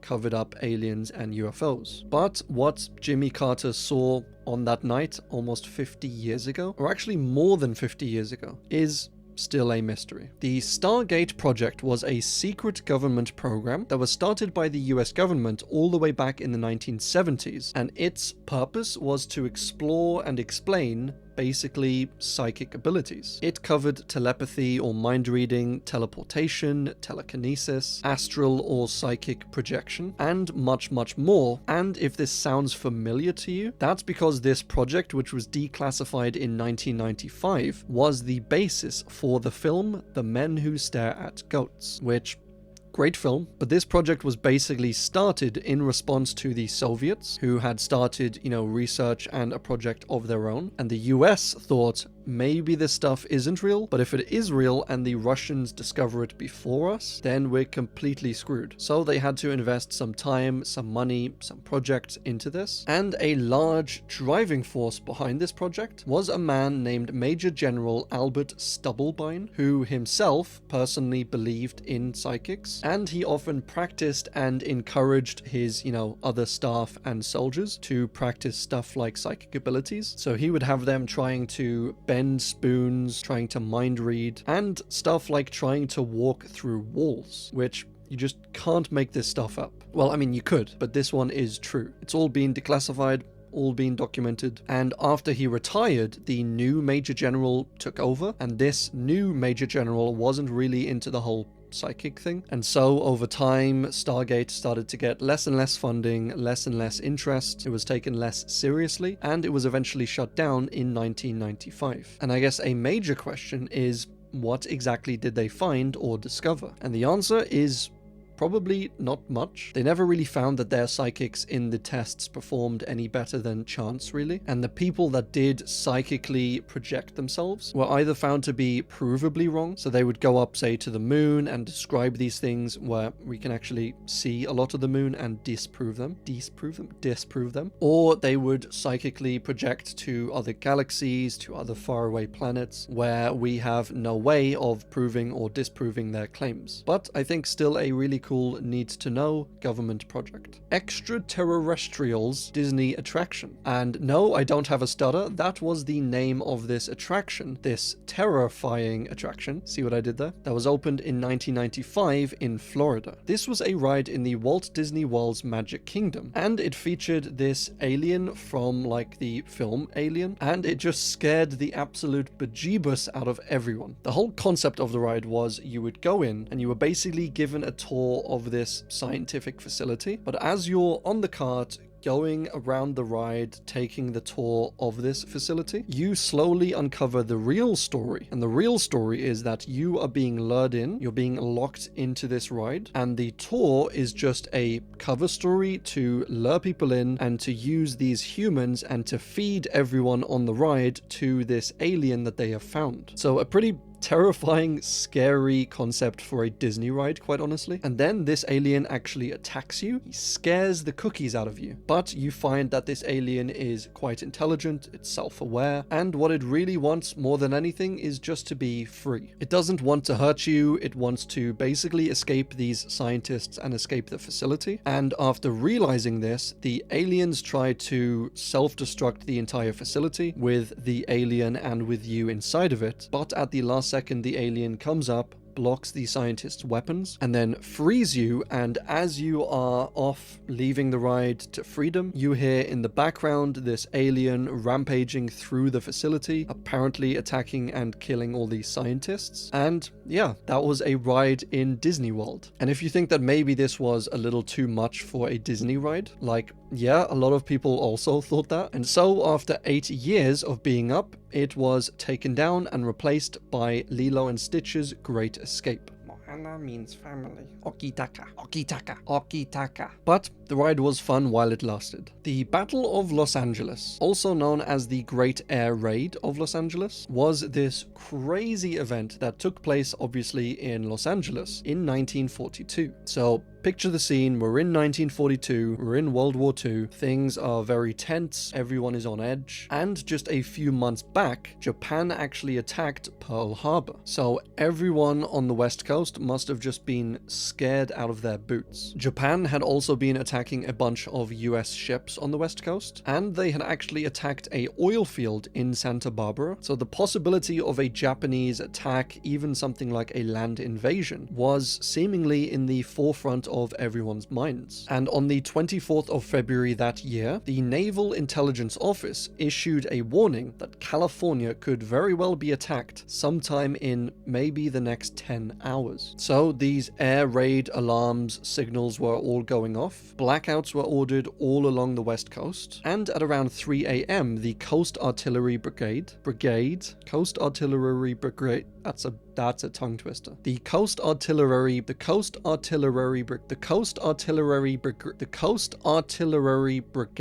I think I got that one, but they started firing thousands of 50 cal rounds and anti-aircraft shells into the air after an apparent Japanese air raid. There was an unidentified aircraft spotted in the air, and so after these first shots went off, it was just kind of mayhem. The Secretary of the Navy then soon after made an announcement, and he said that the whole thing wasn't due to an attack, but it was just due to nerves and paranoia, which I mean is just great. And 5 people died during this mayhem, 3 from actually crashing their cars and 2 from heart attacks. And a lot of the press at the time said how ridiculous this whole thing was and suspected maybe that this whole thing might be a cover-up. Like, the whole thing didn't really make sense unless you say that the people were insanely incompetent, which is always a possibility, I guess. And when the war was over, the Japanese said, yeah, we never flew planes anywhere near the West Coast. So I don't know what you were shooting at. I mean, I'm paraphrasing, of course, but that's basically what he said. And so the official explanation later on was that it was dark, everyone was on edge, they saw something in the sky, maybe a weather balloon, maybe a bird, and then someone who was very trigger happy fired some bullets, fired some shells, and when these shells exploded in the air, they created more things in the air that people could see and mistake for a Japanese air raid. And so they fired their bullets and their shells as well, and it just became a crazy domino effect sort of thing. But even if you buy that explanation, it's never really been explained or figured out what actually caused the initial sighting, because it sure as hell wasn't a Japanese plane, and if it was an alien spacecraft and it was hit, the obvious question is, where is it now? The wow signal was this. I mean, just incredible. Anyway, next up we have aliens killed the dinosaurs. I'm only kidding. The wow signal was a very, very strong radio signal that we received received from space in 1977. And to show you how unusual and strong that this signal was, if you see this piece of paper with the readings on, you see all those little 1s and 2s and even the empty spaces in between them. They all show the strength of the radio signal. So the spaces mean between 0 and 1, the 1s mean between 1 and 2. So most of the signals, as you can see, are somewhere between 0 and 2 sort of range, with a few odd ones coming up to,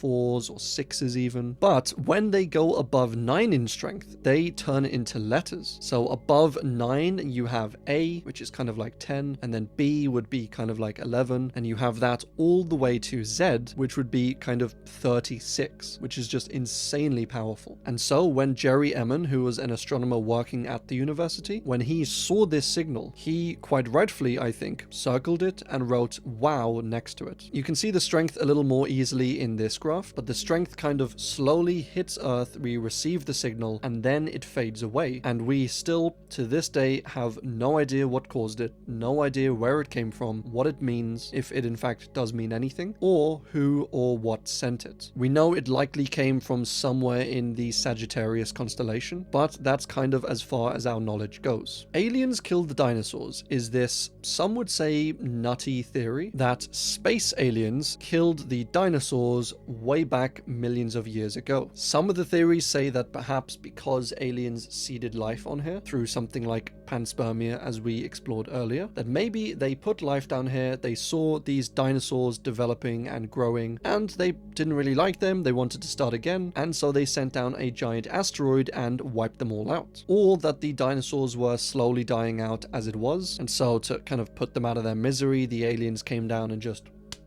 finished them off with a giant asteroid. Or the aliens came down and like John Wicked all of the dinosaurs. And it's definitely a theory. Is it a good theory? I mean, I wouldn't go that far, but I think it might definitely make for a good sci-fi short story or novel. The Cash Landrum Incident. So this was a UFO sighting in 1980 where Betty Cash, Vicky Landrum, and Vicky's grandson all saw a UFO as they were driving home from a meal. This was at around 9 p.m. and while they were in their car, out the window, they saw this intense bright light on the road. At first they thought it was like a standard airplane or something, as they were somewhat near the Houston airport, but the light got closer and closer and brighter, and they could eventually make out what was emitting this light. And it was a giant, massive shaped craft or object or something that was hovering behind the trees with flames coming out of its underside, almost like a rocket ship or something. Vicky thought this was the second coming of Christ in a rocket ship, apparently, and she told her grandson,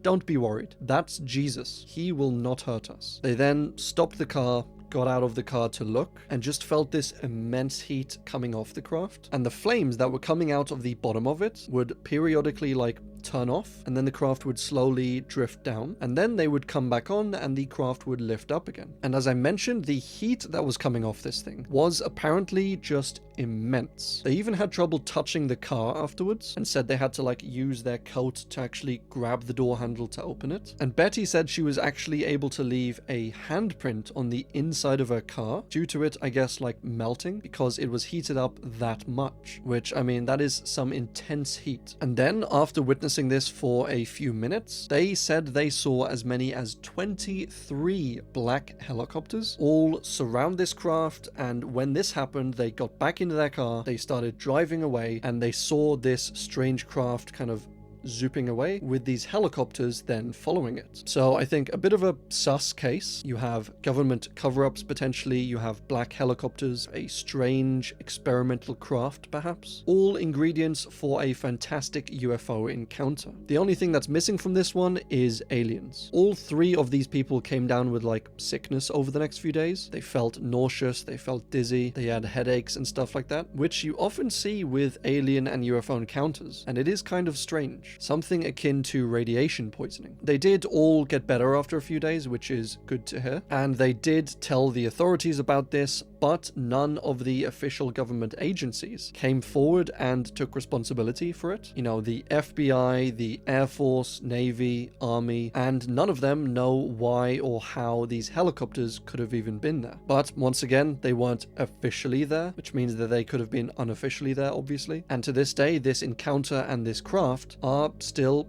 unexplained. The Falcon Lake incident is a fascinating encounter, and it's probably honestly one of my all-time favorite alien and UFO encounters. It starts off with Stefan Michalek, who was a Polish mechanic living in Canada, and he was a bit of an outdoorsman, a bit of a minor geologist sort of thing. You know, in his spare time, it was like a fun hobby, and so fairly regularly he would go out to the land around Falcon Lake, kind of in the wilderness. While he was out there, he would roam around, look at animals, look at trees, and do a bit of amateur geology. So, you know, take his little mine, crack things out of the rock, dig up little pieces of whatever he could find. So a pretty fun little hobby all round. But while he was out on one weekend in the wilderness, he was just out there minding his own business when some geese approached him, and they jumped him. Well, not really jumped him, but like they came out of nowhere, they scared him, they startled him, and then the geese got startled as well, and when he turned around and saw them, they were startled themselves. They took up, they flew into the sky, and when they flew up, he saw these two strange crafts in the air. They were cigar-shaped, they were glowing red, and one of the crafts just took off and went away. The other one came down and landed, and this was, I guess, far enough away for the craft not to notice Stefan. So he sat back, watched the craft from a distance, and just made some little sketches of it. And he said he figured at the time that these were like some sort of government or military craft. And after about half an hour of just watching this from afar, I guess curiosity got the better of him, and he actually made his way over to the craft and asked if they needed any help. And the closer he got, the more warmth, the more heat that he felt. He smelled this like sulfur coming off the craft, and he heard whirring noises, engine noises, an occasional hiss from like a valve or something like that. And suddenly the side of the craft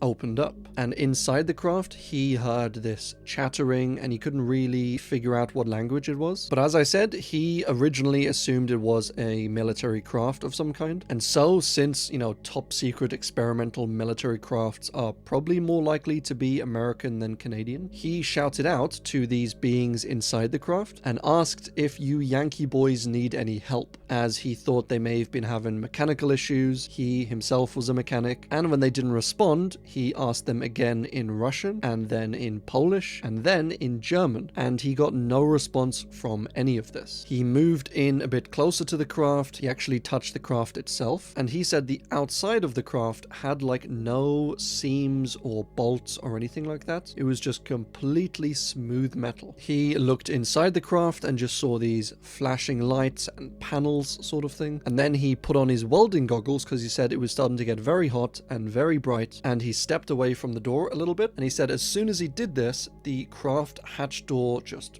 closed up. And when it did this, he said he touched the side of the craft, and the craft actually burnt the fingertips of his gloves off. He backed away a little bit. The craft started to spin quite rapidly, and then as Stefan was standing next to this sort of grill on the side of the craft, when the craft started to take off, Stefan was blasted by something through this grill, and it knocked him backwards, knocked him onto the floor, and did serious damage to his chest. He thinks it was some sort of radiation or hot gas or hot air, sort of like an exhaust type thing. And as you can see from these photos, it basically burnt through his clothes and burnt his chest, leaving these grid marks on them, and they turned into wounds, into these raised sores. He was lying there in the wilderness, badly wounded, and he managed to crawl and then slowly make his way back to the motel he was staying at, and then he called for help. They took him into the hospital. He was sick, he was vomiting, he was dizzy, he kept going in and out of consciousness, and the burns and the headaches and the blackouts even stayed with him for months after this incident. So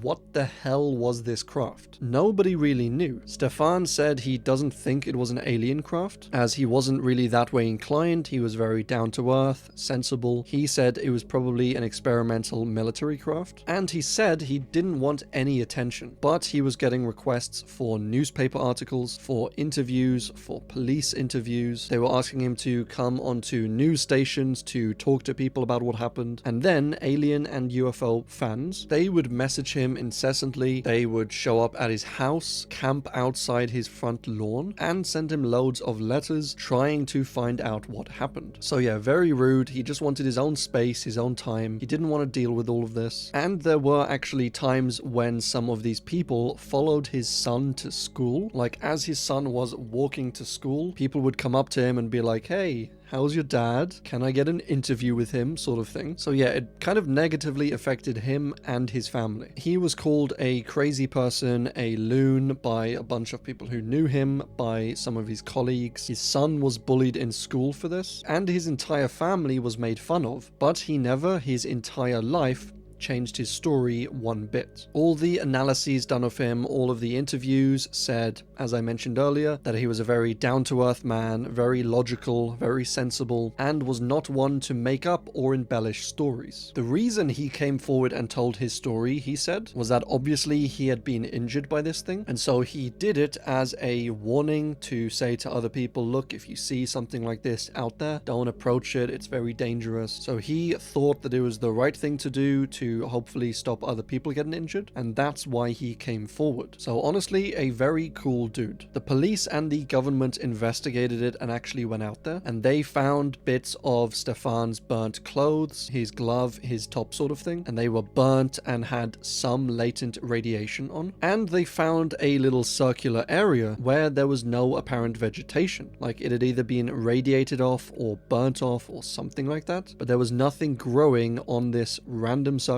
which was around the same area that Stefan said he saw the craft. And as well as radiation found on his clothes, there was radiation found on this circle and on and in the soil around the circle. And to top it all off, there were these little bits of metal that were found around the site almost a year later that also tested as being radioactive. So yeah, a wild case with actually a ton of evidence. Like, you don't only have to take Stefan's word for this. There's his burnt clothes with seemingly no explanation, there's the radiation all over the place, there's his injury on his chest, and honestly, I think this one actually trumps the Roswell incident, as it's just a lot more accessible. I think there's a lot more evidence for this one. And Stefan's son later wrote a book about this entire encounter, and he said that if my dad hoaxed this, remember, we're talking about a blue-collar industrial mechanic, if he hoaxed this, then he was a freaking genius. And I couldn't agree more. I think it's wild to say that he did hoax this, or that he would do it. You know, who would blast their chest with like insane amounts of heat all to get attention, almost taking themselves out? And like, I think it's more crazy to believe that he faked it than that it actually happened. But yeah, one of my favorite encounters. The Phoenix lights were these strange lights seen flying over the skies of Nevada and Arizona in 1997, which I can tell you right now what they were.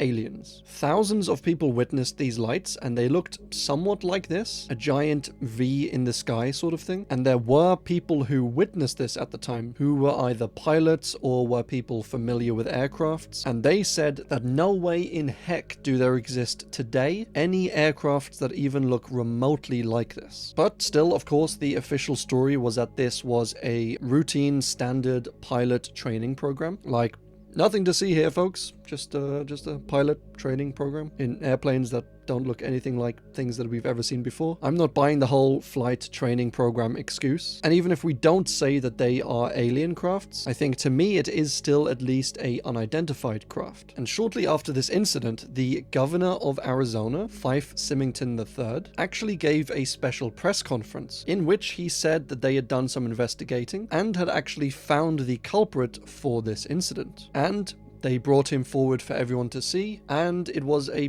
guy in an alien costume, which is pretty funny Good sense of humor, I guess. But it still doesn't explain what this craft actually was. Atmospheric jellyfish are these floating jellyfish, for lack of a better word, and they are often seen up in the atmosphere during or after volcanic eruptions and or thunderstorms. The official explanation is that these are just little bits of space debris, and they reflect some of the northern lights, and also sometimes send down electrical charges which make these like little legs. But that's the official story, or official explanation. But the speculative theory says that these are in fact space jellyfish, which I much prefer that theory. Psyop to hide experimental craft. So we've kind of covered this theory in multiple entries that we've already covered higher up in the iceberg, but this is simply the notion that the government or the military actively fuels these discussions about aliens and UFOs in order to hide the experimental crafts that they are testing and that people are seeing and that they are finding, sort of thing, which does kind of make sense. I mean, if you were the government and you were trying out these experimental crafts or these top secret weapons, and then some citizens saw this top secret weapon, and instead of saying it was a top secret weapon by the government, they said, oh, we saw some aliens, then you might just be like, yeah, aliens you saw. Bloody hell. It didn't look like a top secret military craft or anything? No? Okay, for sure it was aliens that you saw. And it is kind of an interesting one because you kind of have to choose between alien theories and government cover-up conspiracy theories, and they are both just such good theories.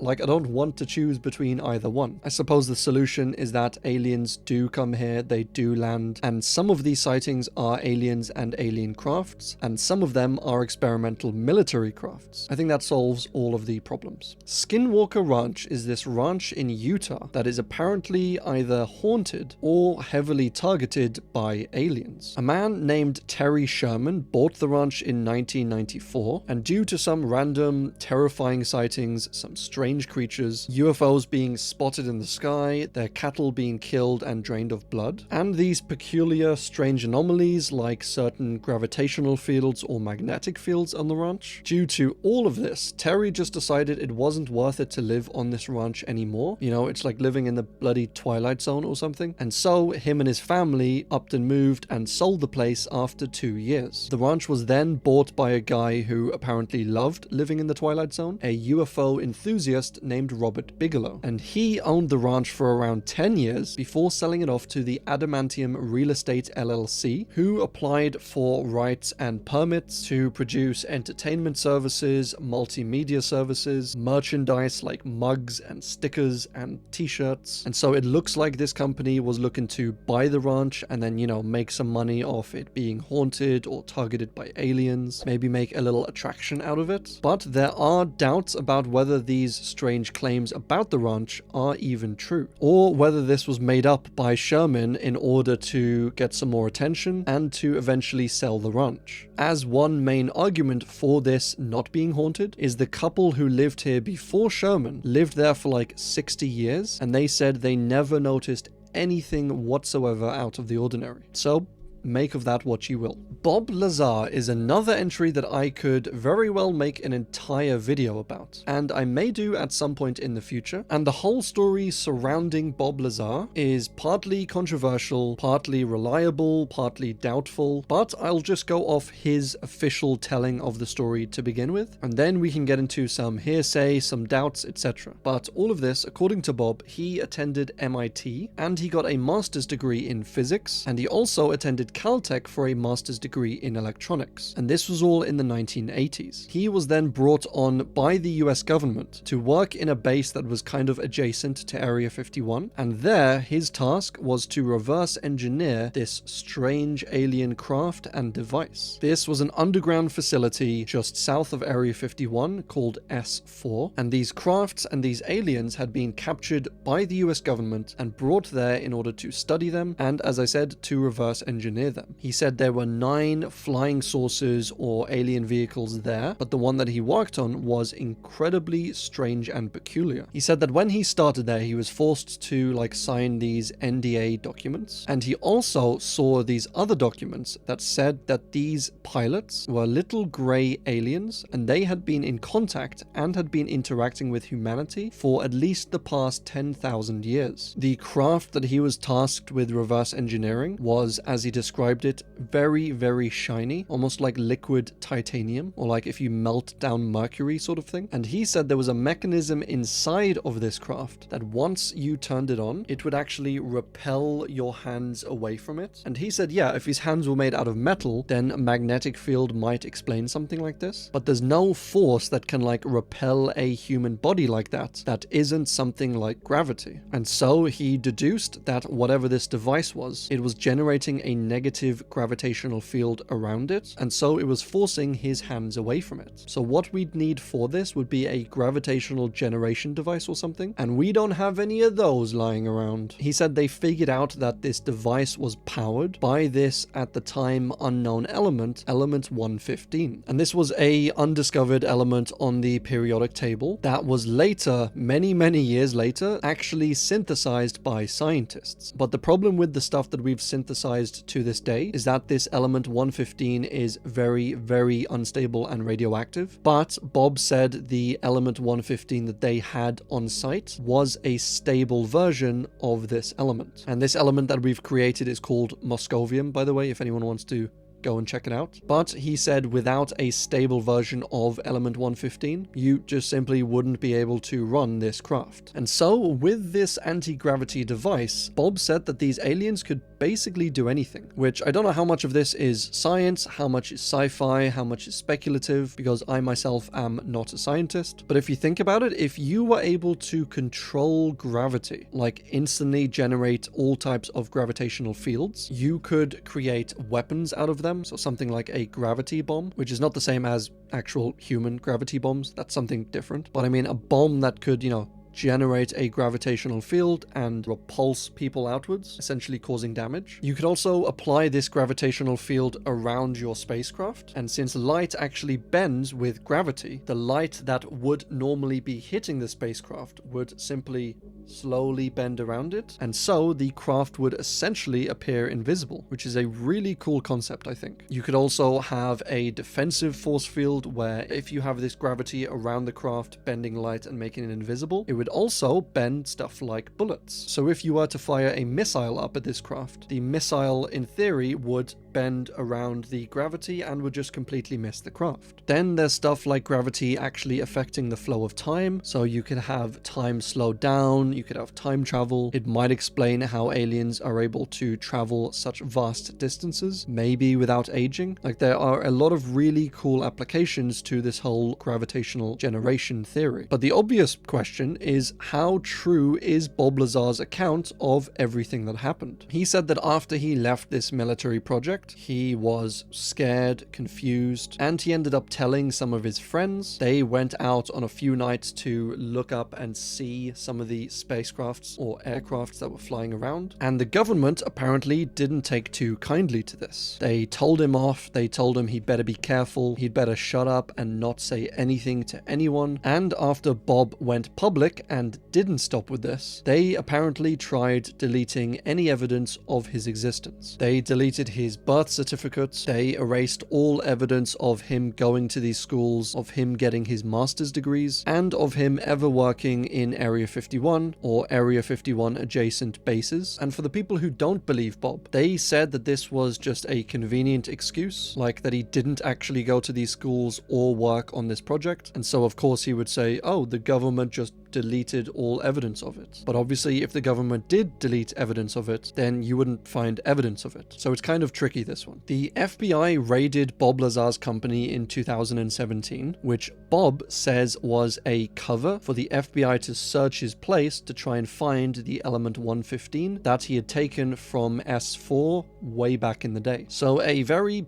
contentious one, quite honestly. It seems to be like a Marmite sort of case. Like, people tend to be either gung-ho for Bob or just say he's a hoaxer who's making everything up. But regardless of where you stand on this one, it is a very important case when you're diving into the world of strange UFOs, aliens, and government cover-ups. Babies born in space become aliens. So this is a very straightforward, I would say, theory or observation, where technically anyone born in space, won't be born in a country, and they won't be born on Earth, so technically they would be aliens. They would be extraterrestrial intelligent beings, and they'd still be humans biologically, but they would be aliens. It hasn't happened yet, but it is a little strange to think about. 143 military cases. So this refers to a report released by the US government in 2021, where they had a list of 144 strange reported sightings of, flying objects, stuff in the sky. And of these 144, they couldn't explain 143 of them. So they were able to identify one sighting here. And these were all reported and captured and spotted by military planes between the years of 2004 and 2021, and they have no idea what the other 143 actually are. They said they probably weren't foreign crafts or anything like that, and while they wouldn't confirm or touch on the consideration that these might be alien crafts, they also said that they can't rule that out. So, read that as you will. Bald men are aliens. So this is an insane theory that says that all, if not most, bald men are actually aliens. This comes from the fact that most aliens that people have seen have no hair, so they're bald, and so it might stand to reason that aliens are unable to grow hair on their heads, and so if they come down here and disguise themselves as humans, of course they wouldn't be able to look like someone with hair, so they would disguise themselves as a bald person. And since bald men are a little more regular, a little more common than bald women, the theory says that a lot of bald men out there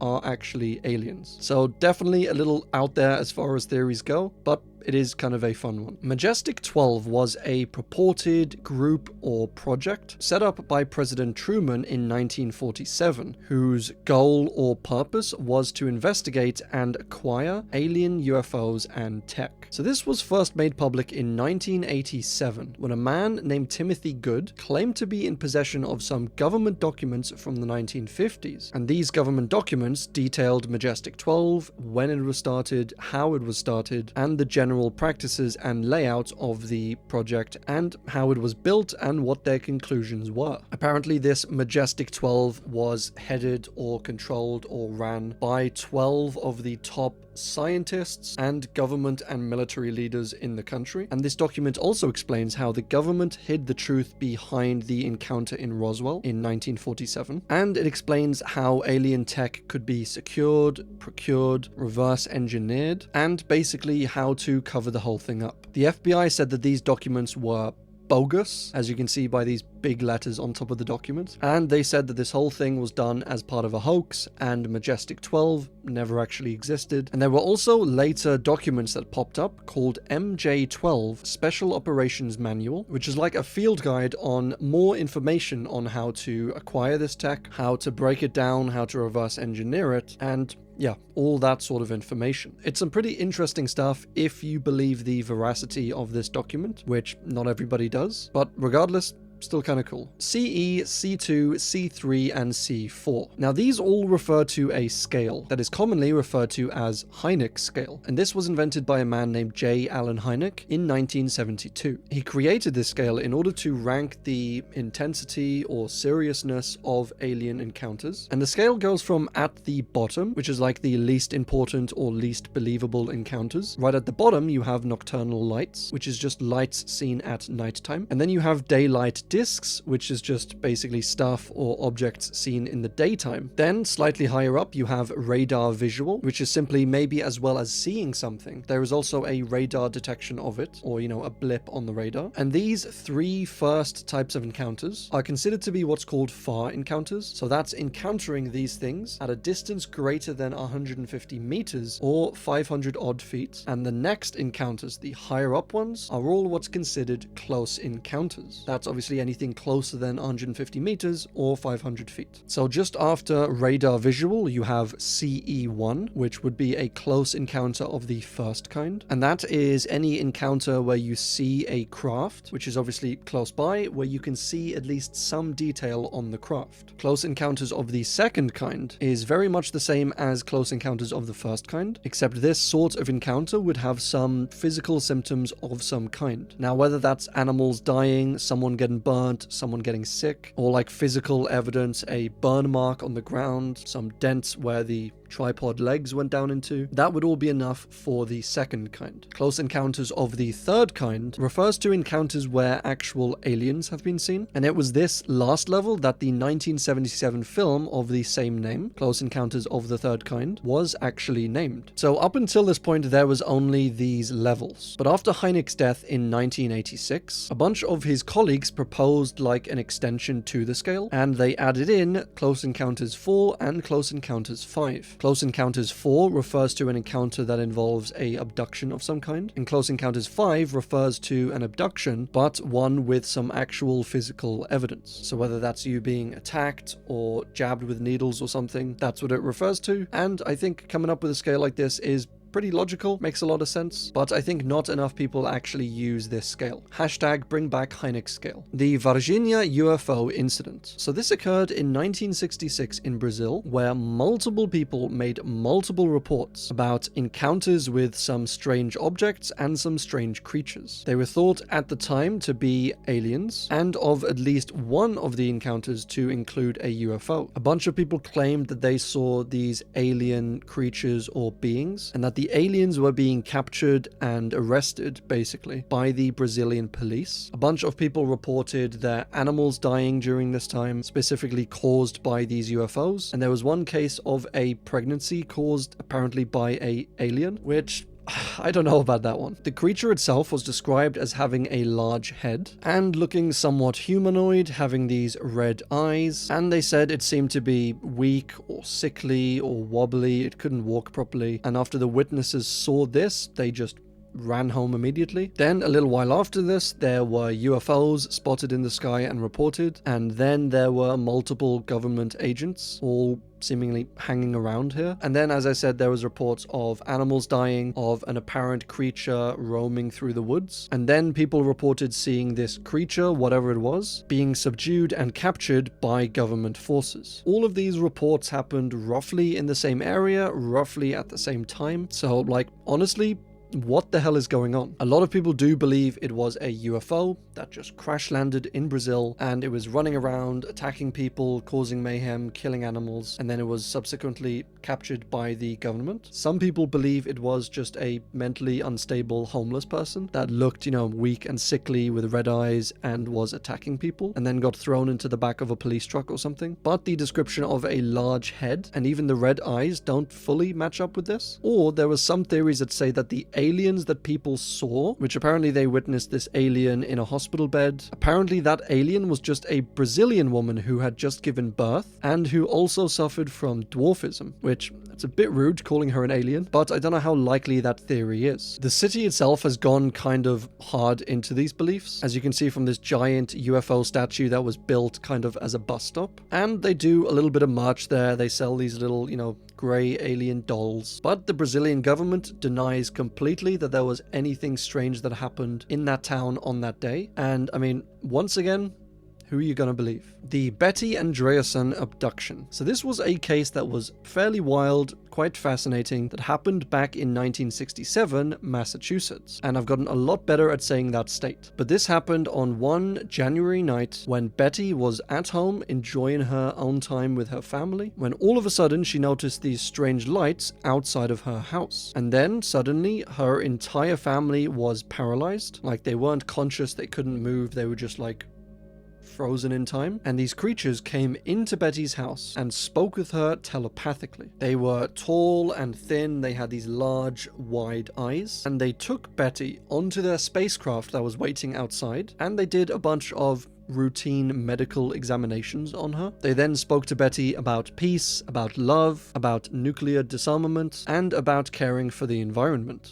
as aliens always seem to do for some reason. And then they brought Betty back home, where she found her entire family still there frozen, and the aliens then unfroze her entire family, but they made Betty forget about everything that happened, which, I don't know why they'd give her warnings about the future and then make her forget the entire event event, but they did. It was only actually later on, during a hypnosis session, that all of these memories of what actually happened came back to her. As I said, it's kind of a wild case. People are kind of divided on this one, as, you know, there's not too much physical evidence for it, really just Betty's word. But Betty was investigated, interviewed at the time, and they said she was very logical, you know, a more traditional type of woman. She didn't have time to be making these things up. So let me know where you stand on it. The 1933 UFO crash in Italy. So this is something we touched on a little higher up in the iceberg, and this was a UFO that apparently crashed in Tuscany in northern Italy in 1933. Now at the time the country was ruled by dictator Mussolini, but after World War II, when Italy lost, the US, apparently with a few other countries, went in and actually secured this crashed craft and took it back to the US in order to study it and reverse engineer it. And this was obviously 14 years before something like the Roswell incident took place. There's not too much documentation or evidence for this one. It was mainly kind of brought to light and uncovered during the David Grusch house testimony, as he said he had seen these documents referring to that crash. The 1897 Aurora crash. So this is an old encounter, a very old encounter, that at this point is 127 years old. And this happened in Aurora, Texas, where a strange craft, a spaceship, or an object or something was seen flying over the town by many witnesses. It was metallic, it had propellers or wings of some kind, and it seemed to be smoking or flaming. Like they said, it was probably injured or damaged in some way, and they watched it fly over town and then eventually crash down into a local windmill. And this windmill was actually owned by a local judge of the town, and when this object crashed into it, it subsequently just exploded and destroyed the windmill. So local people obviously were like completely stunned. Like this was an insane thing to happen. They ran over to the crash with the windmill, hoping to see maybe like a pilot or something. Like maybe this was a strange government experimental craft and there was a dude inside, you know, injured, and they could save him. But instead, what they saw was this tiny humanoid pilot, and he wore a metallic suit, and they said he didn't at all look like an inhabitant of Earth. But still, out of respect, they took the body, they buried it in a nearby cemetery, and although this case was quite a sensation at the time, it just slowly faded away out of the spotlight, and everyone, myself included, just apparently completely forgot about it. Like, I had never heard about it until I researched it for this iceberg. The area where this being was apparently buried is actually still quite a popular spot for anyone to go to if they're visiting the town, and especially for anyone who dabbles in aliens, UFOs, that sort of thing. The body itself has never been exhumed for further examination or to gather further evidence, at least not that we know of, and that is where this case currently sits today, basically in obscurity. The Kofu fanged humanoids. Are these creepy little fellows? They were originally seen in 1975 in Kofu City in Japan, and this is where these two young Japanese boys saw this strange craft in the sky, and then this craft slowly went down and crashed into a field some way away, and the two boys were super curious about it, and so they went and tried to find this craft. And when they went over there, they saw these creatures, these aliens, exiting the craft, and as you can see, they had these little sharp fangsies, and these fangs, they said, were actually made out of metal, and they were around 4 feet tall with super wrinkly brown skin. One of the aliens reached out and grabbed one of the kid's shoulders, and he instantly just collapsed to the ground, seemingly out of fear or something. And the other kid wanted to save his friend, so he reached down, grabbed his friend, picked him up, and they both just ran away from this crash. They ran home, they told their mums, who at first obviously didn't believe them, and then eventually their mums did go with them out onto this field, and they didn't see the craft or the aliens, but they did see some strange lights in the sky. Or rather, I mean, they didn't see the craft close up. As they said, these strange lights were the craft, and they saw it kind of in the distance take off and fly away, and then eventually disappear. By this point, the creatures and the craft were obviously gone, but there were some signs of the craft landing on a fence post that had been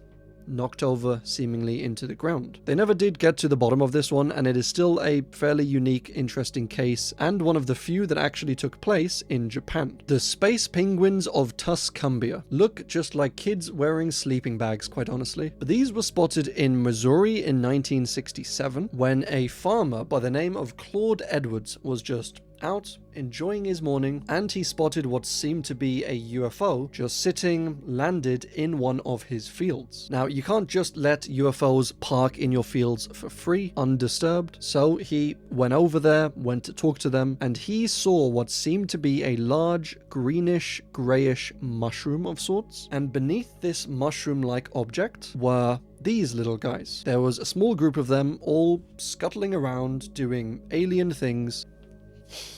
Beep, boop, beep, boop. That's more like a robot, I guess. Zip, zip, zip. Still robot. Okay, I guess I'm just incapable of making alien noises. They didn't seem to have any hands or fingers on the end of their arms, and they were seemingly greenish and grayish as well, just like this large mushroomy object. And he said they had these large black eyes and snout, or they were wearing goggles and face masks. He couldn't really tell. He said he tried to get closer, tried to get a better look at them, and he was just pushed away almost by this force field surrounding the craft. He couldn't see this force field, he couldn't see anything blocking him, but he wasn't able to get any closer. And so that was it. They eventually took off. Claude was never able to properly examine them, and they were never seen again. The spacemen in Saint Cyril. So these were these dudes who were spotted in Quebec in 1974 by, I think, a couple who hid their names, as they're just listed here as Mr. and Mrs. L, which must be a cover name because I don't think anyone has a single letter as a name. But one night, while in their mobile home, Mr. L heard a banging noise, and so he naturally looked out of his window to see if they were in danger or if they were being attacked or something, and he saw a strange red object just hovering around outside. It was glowing red, white, and orange, he said, and it cast below it a yellow beam or light. And he was just stunned at this sight, so he stayed there for a few seconds looking at this thing, and out the corner of his eye he noticed this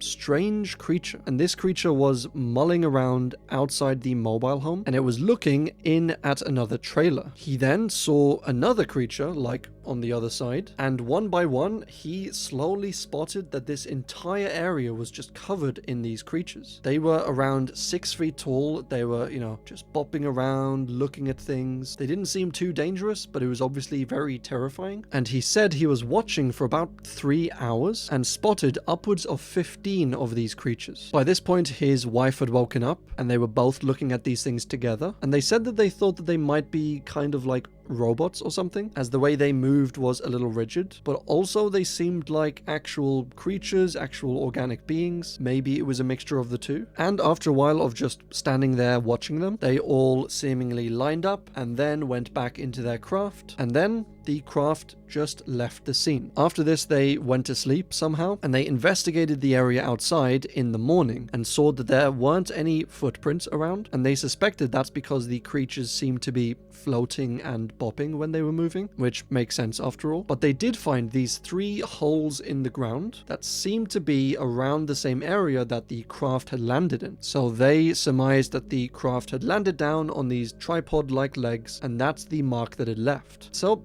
very interesting case, and some very strange, unique creatures. The Voronezh UFO Incident. So this was a very fun and somewhat funny UFO incident that took place in the Soviet Union in 1989. So I'll paint the scene. It's a normal September day. A bunch of boys are playing football in a park, and all of a sudden a strange pink glow appears in the sky. This pink glow gets more and more intense, and then turns into a giant red ball, and this red ball just seems to circle around the kids and then just hover there menacingly, as UFOs often do. A being then climbed out of this craft and just shoots a 16-year-old kid who was screaming with a ray gun, and instantly the kid just disappears, which, I mean, Jesus, what an entrance. There were a few more aliens that exited the craft, like 2 or 3 of them, and they were all around 3 or 4 feet tall. They had like small heads and they had 3 eyes. So very spooky looking fellows. But then suddenly the creatures got back into their craft. The craft just took off, and as soon as the craft exited the scene, the 16-year-old boy who earlier disappeared just suddenly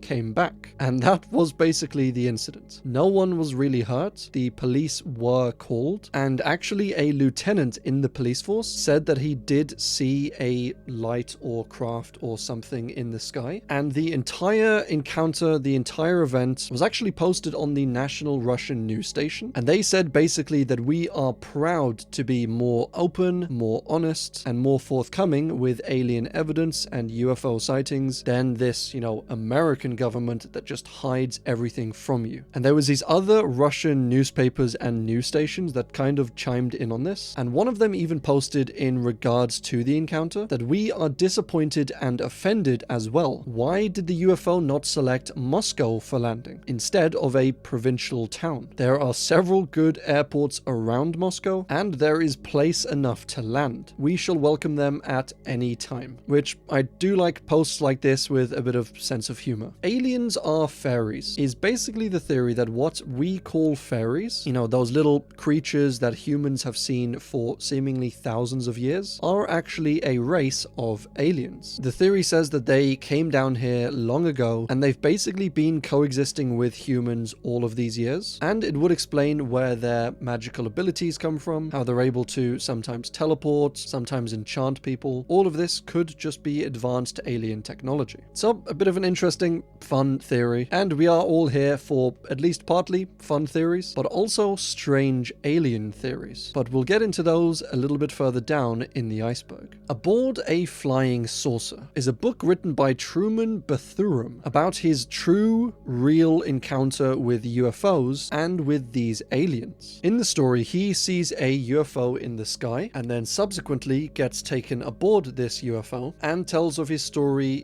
aboard a flying saucer. Roll credits. But he gets taken aboard, and the captain of this flying saucer is this gorgeous, bootylicious alien called Aura Reigns. And she's quite a nice alien who talks to him about all of the problems that humanity has. It's all the usual suspects, nuclear disarmament, climate problems, and loving one another, being nice to one another, world peace, that sort of thing. And Truman was apparently in love with this alien, or at least in lust with her. And when he told his story of what happened, his wife apparently got quite jealous, which, that's probably understandable. He's just drooling after this female alien, and she gets a little kind of weirded out and creeped out by his obsession with this alien. And by the way, this is all apparently non-fiction. He claims all of this did actually physically genuinely happen, but he and his wife eventually get a divorce, partly because she didn't believe his tale, partly because he was talking about rizzing up an alien. And when he came out with this story, she basically forbade him from talking about his encounter in the house, in front of the kids, to his neighbors. She was super embarrassed by him and thought that he was probably a bad influence. And from these aliens, from his encounter, he actually learned that Earth was only one of many planets out there that had life on them, and that when Earth was ready, they would invite us to join this galactic federation of sorts, but that obviously Earth wasn't quite ready yet until it cleaned up its act and became a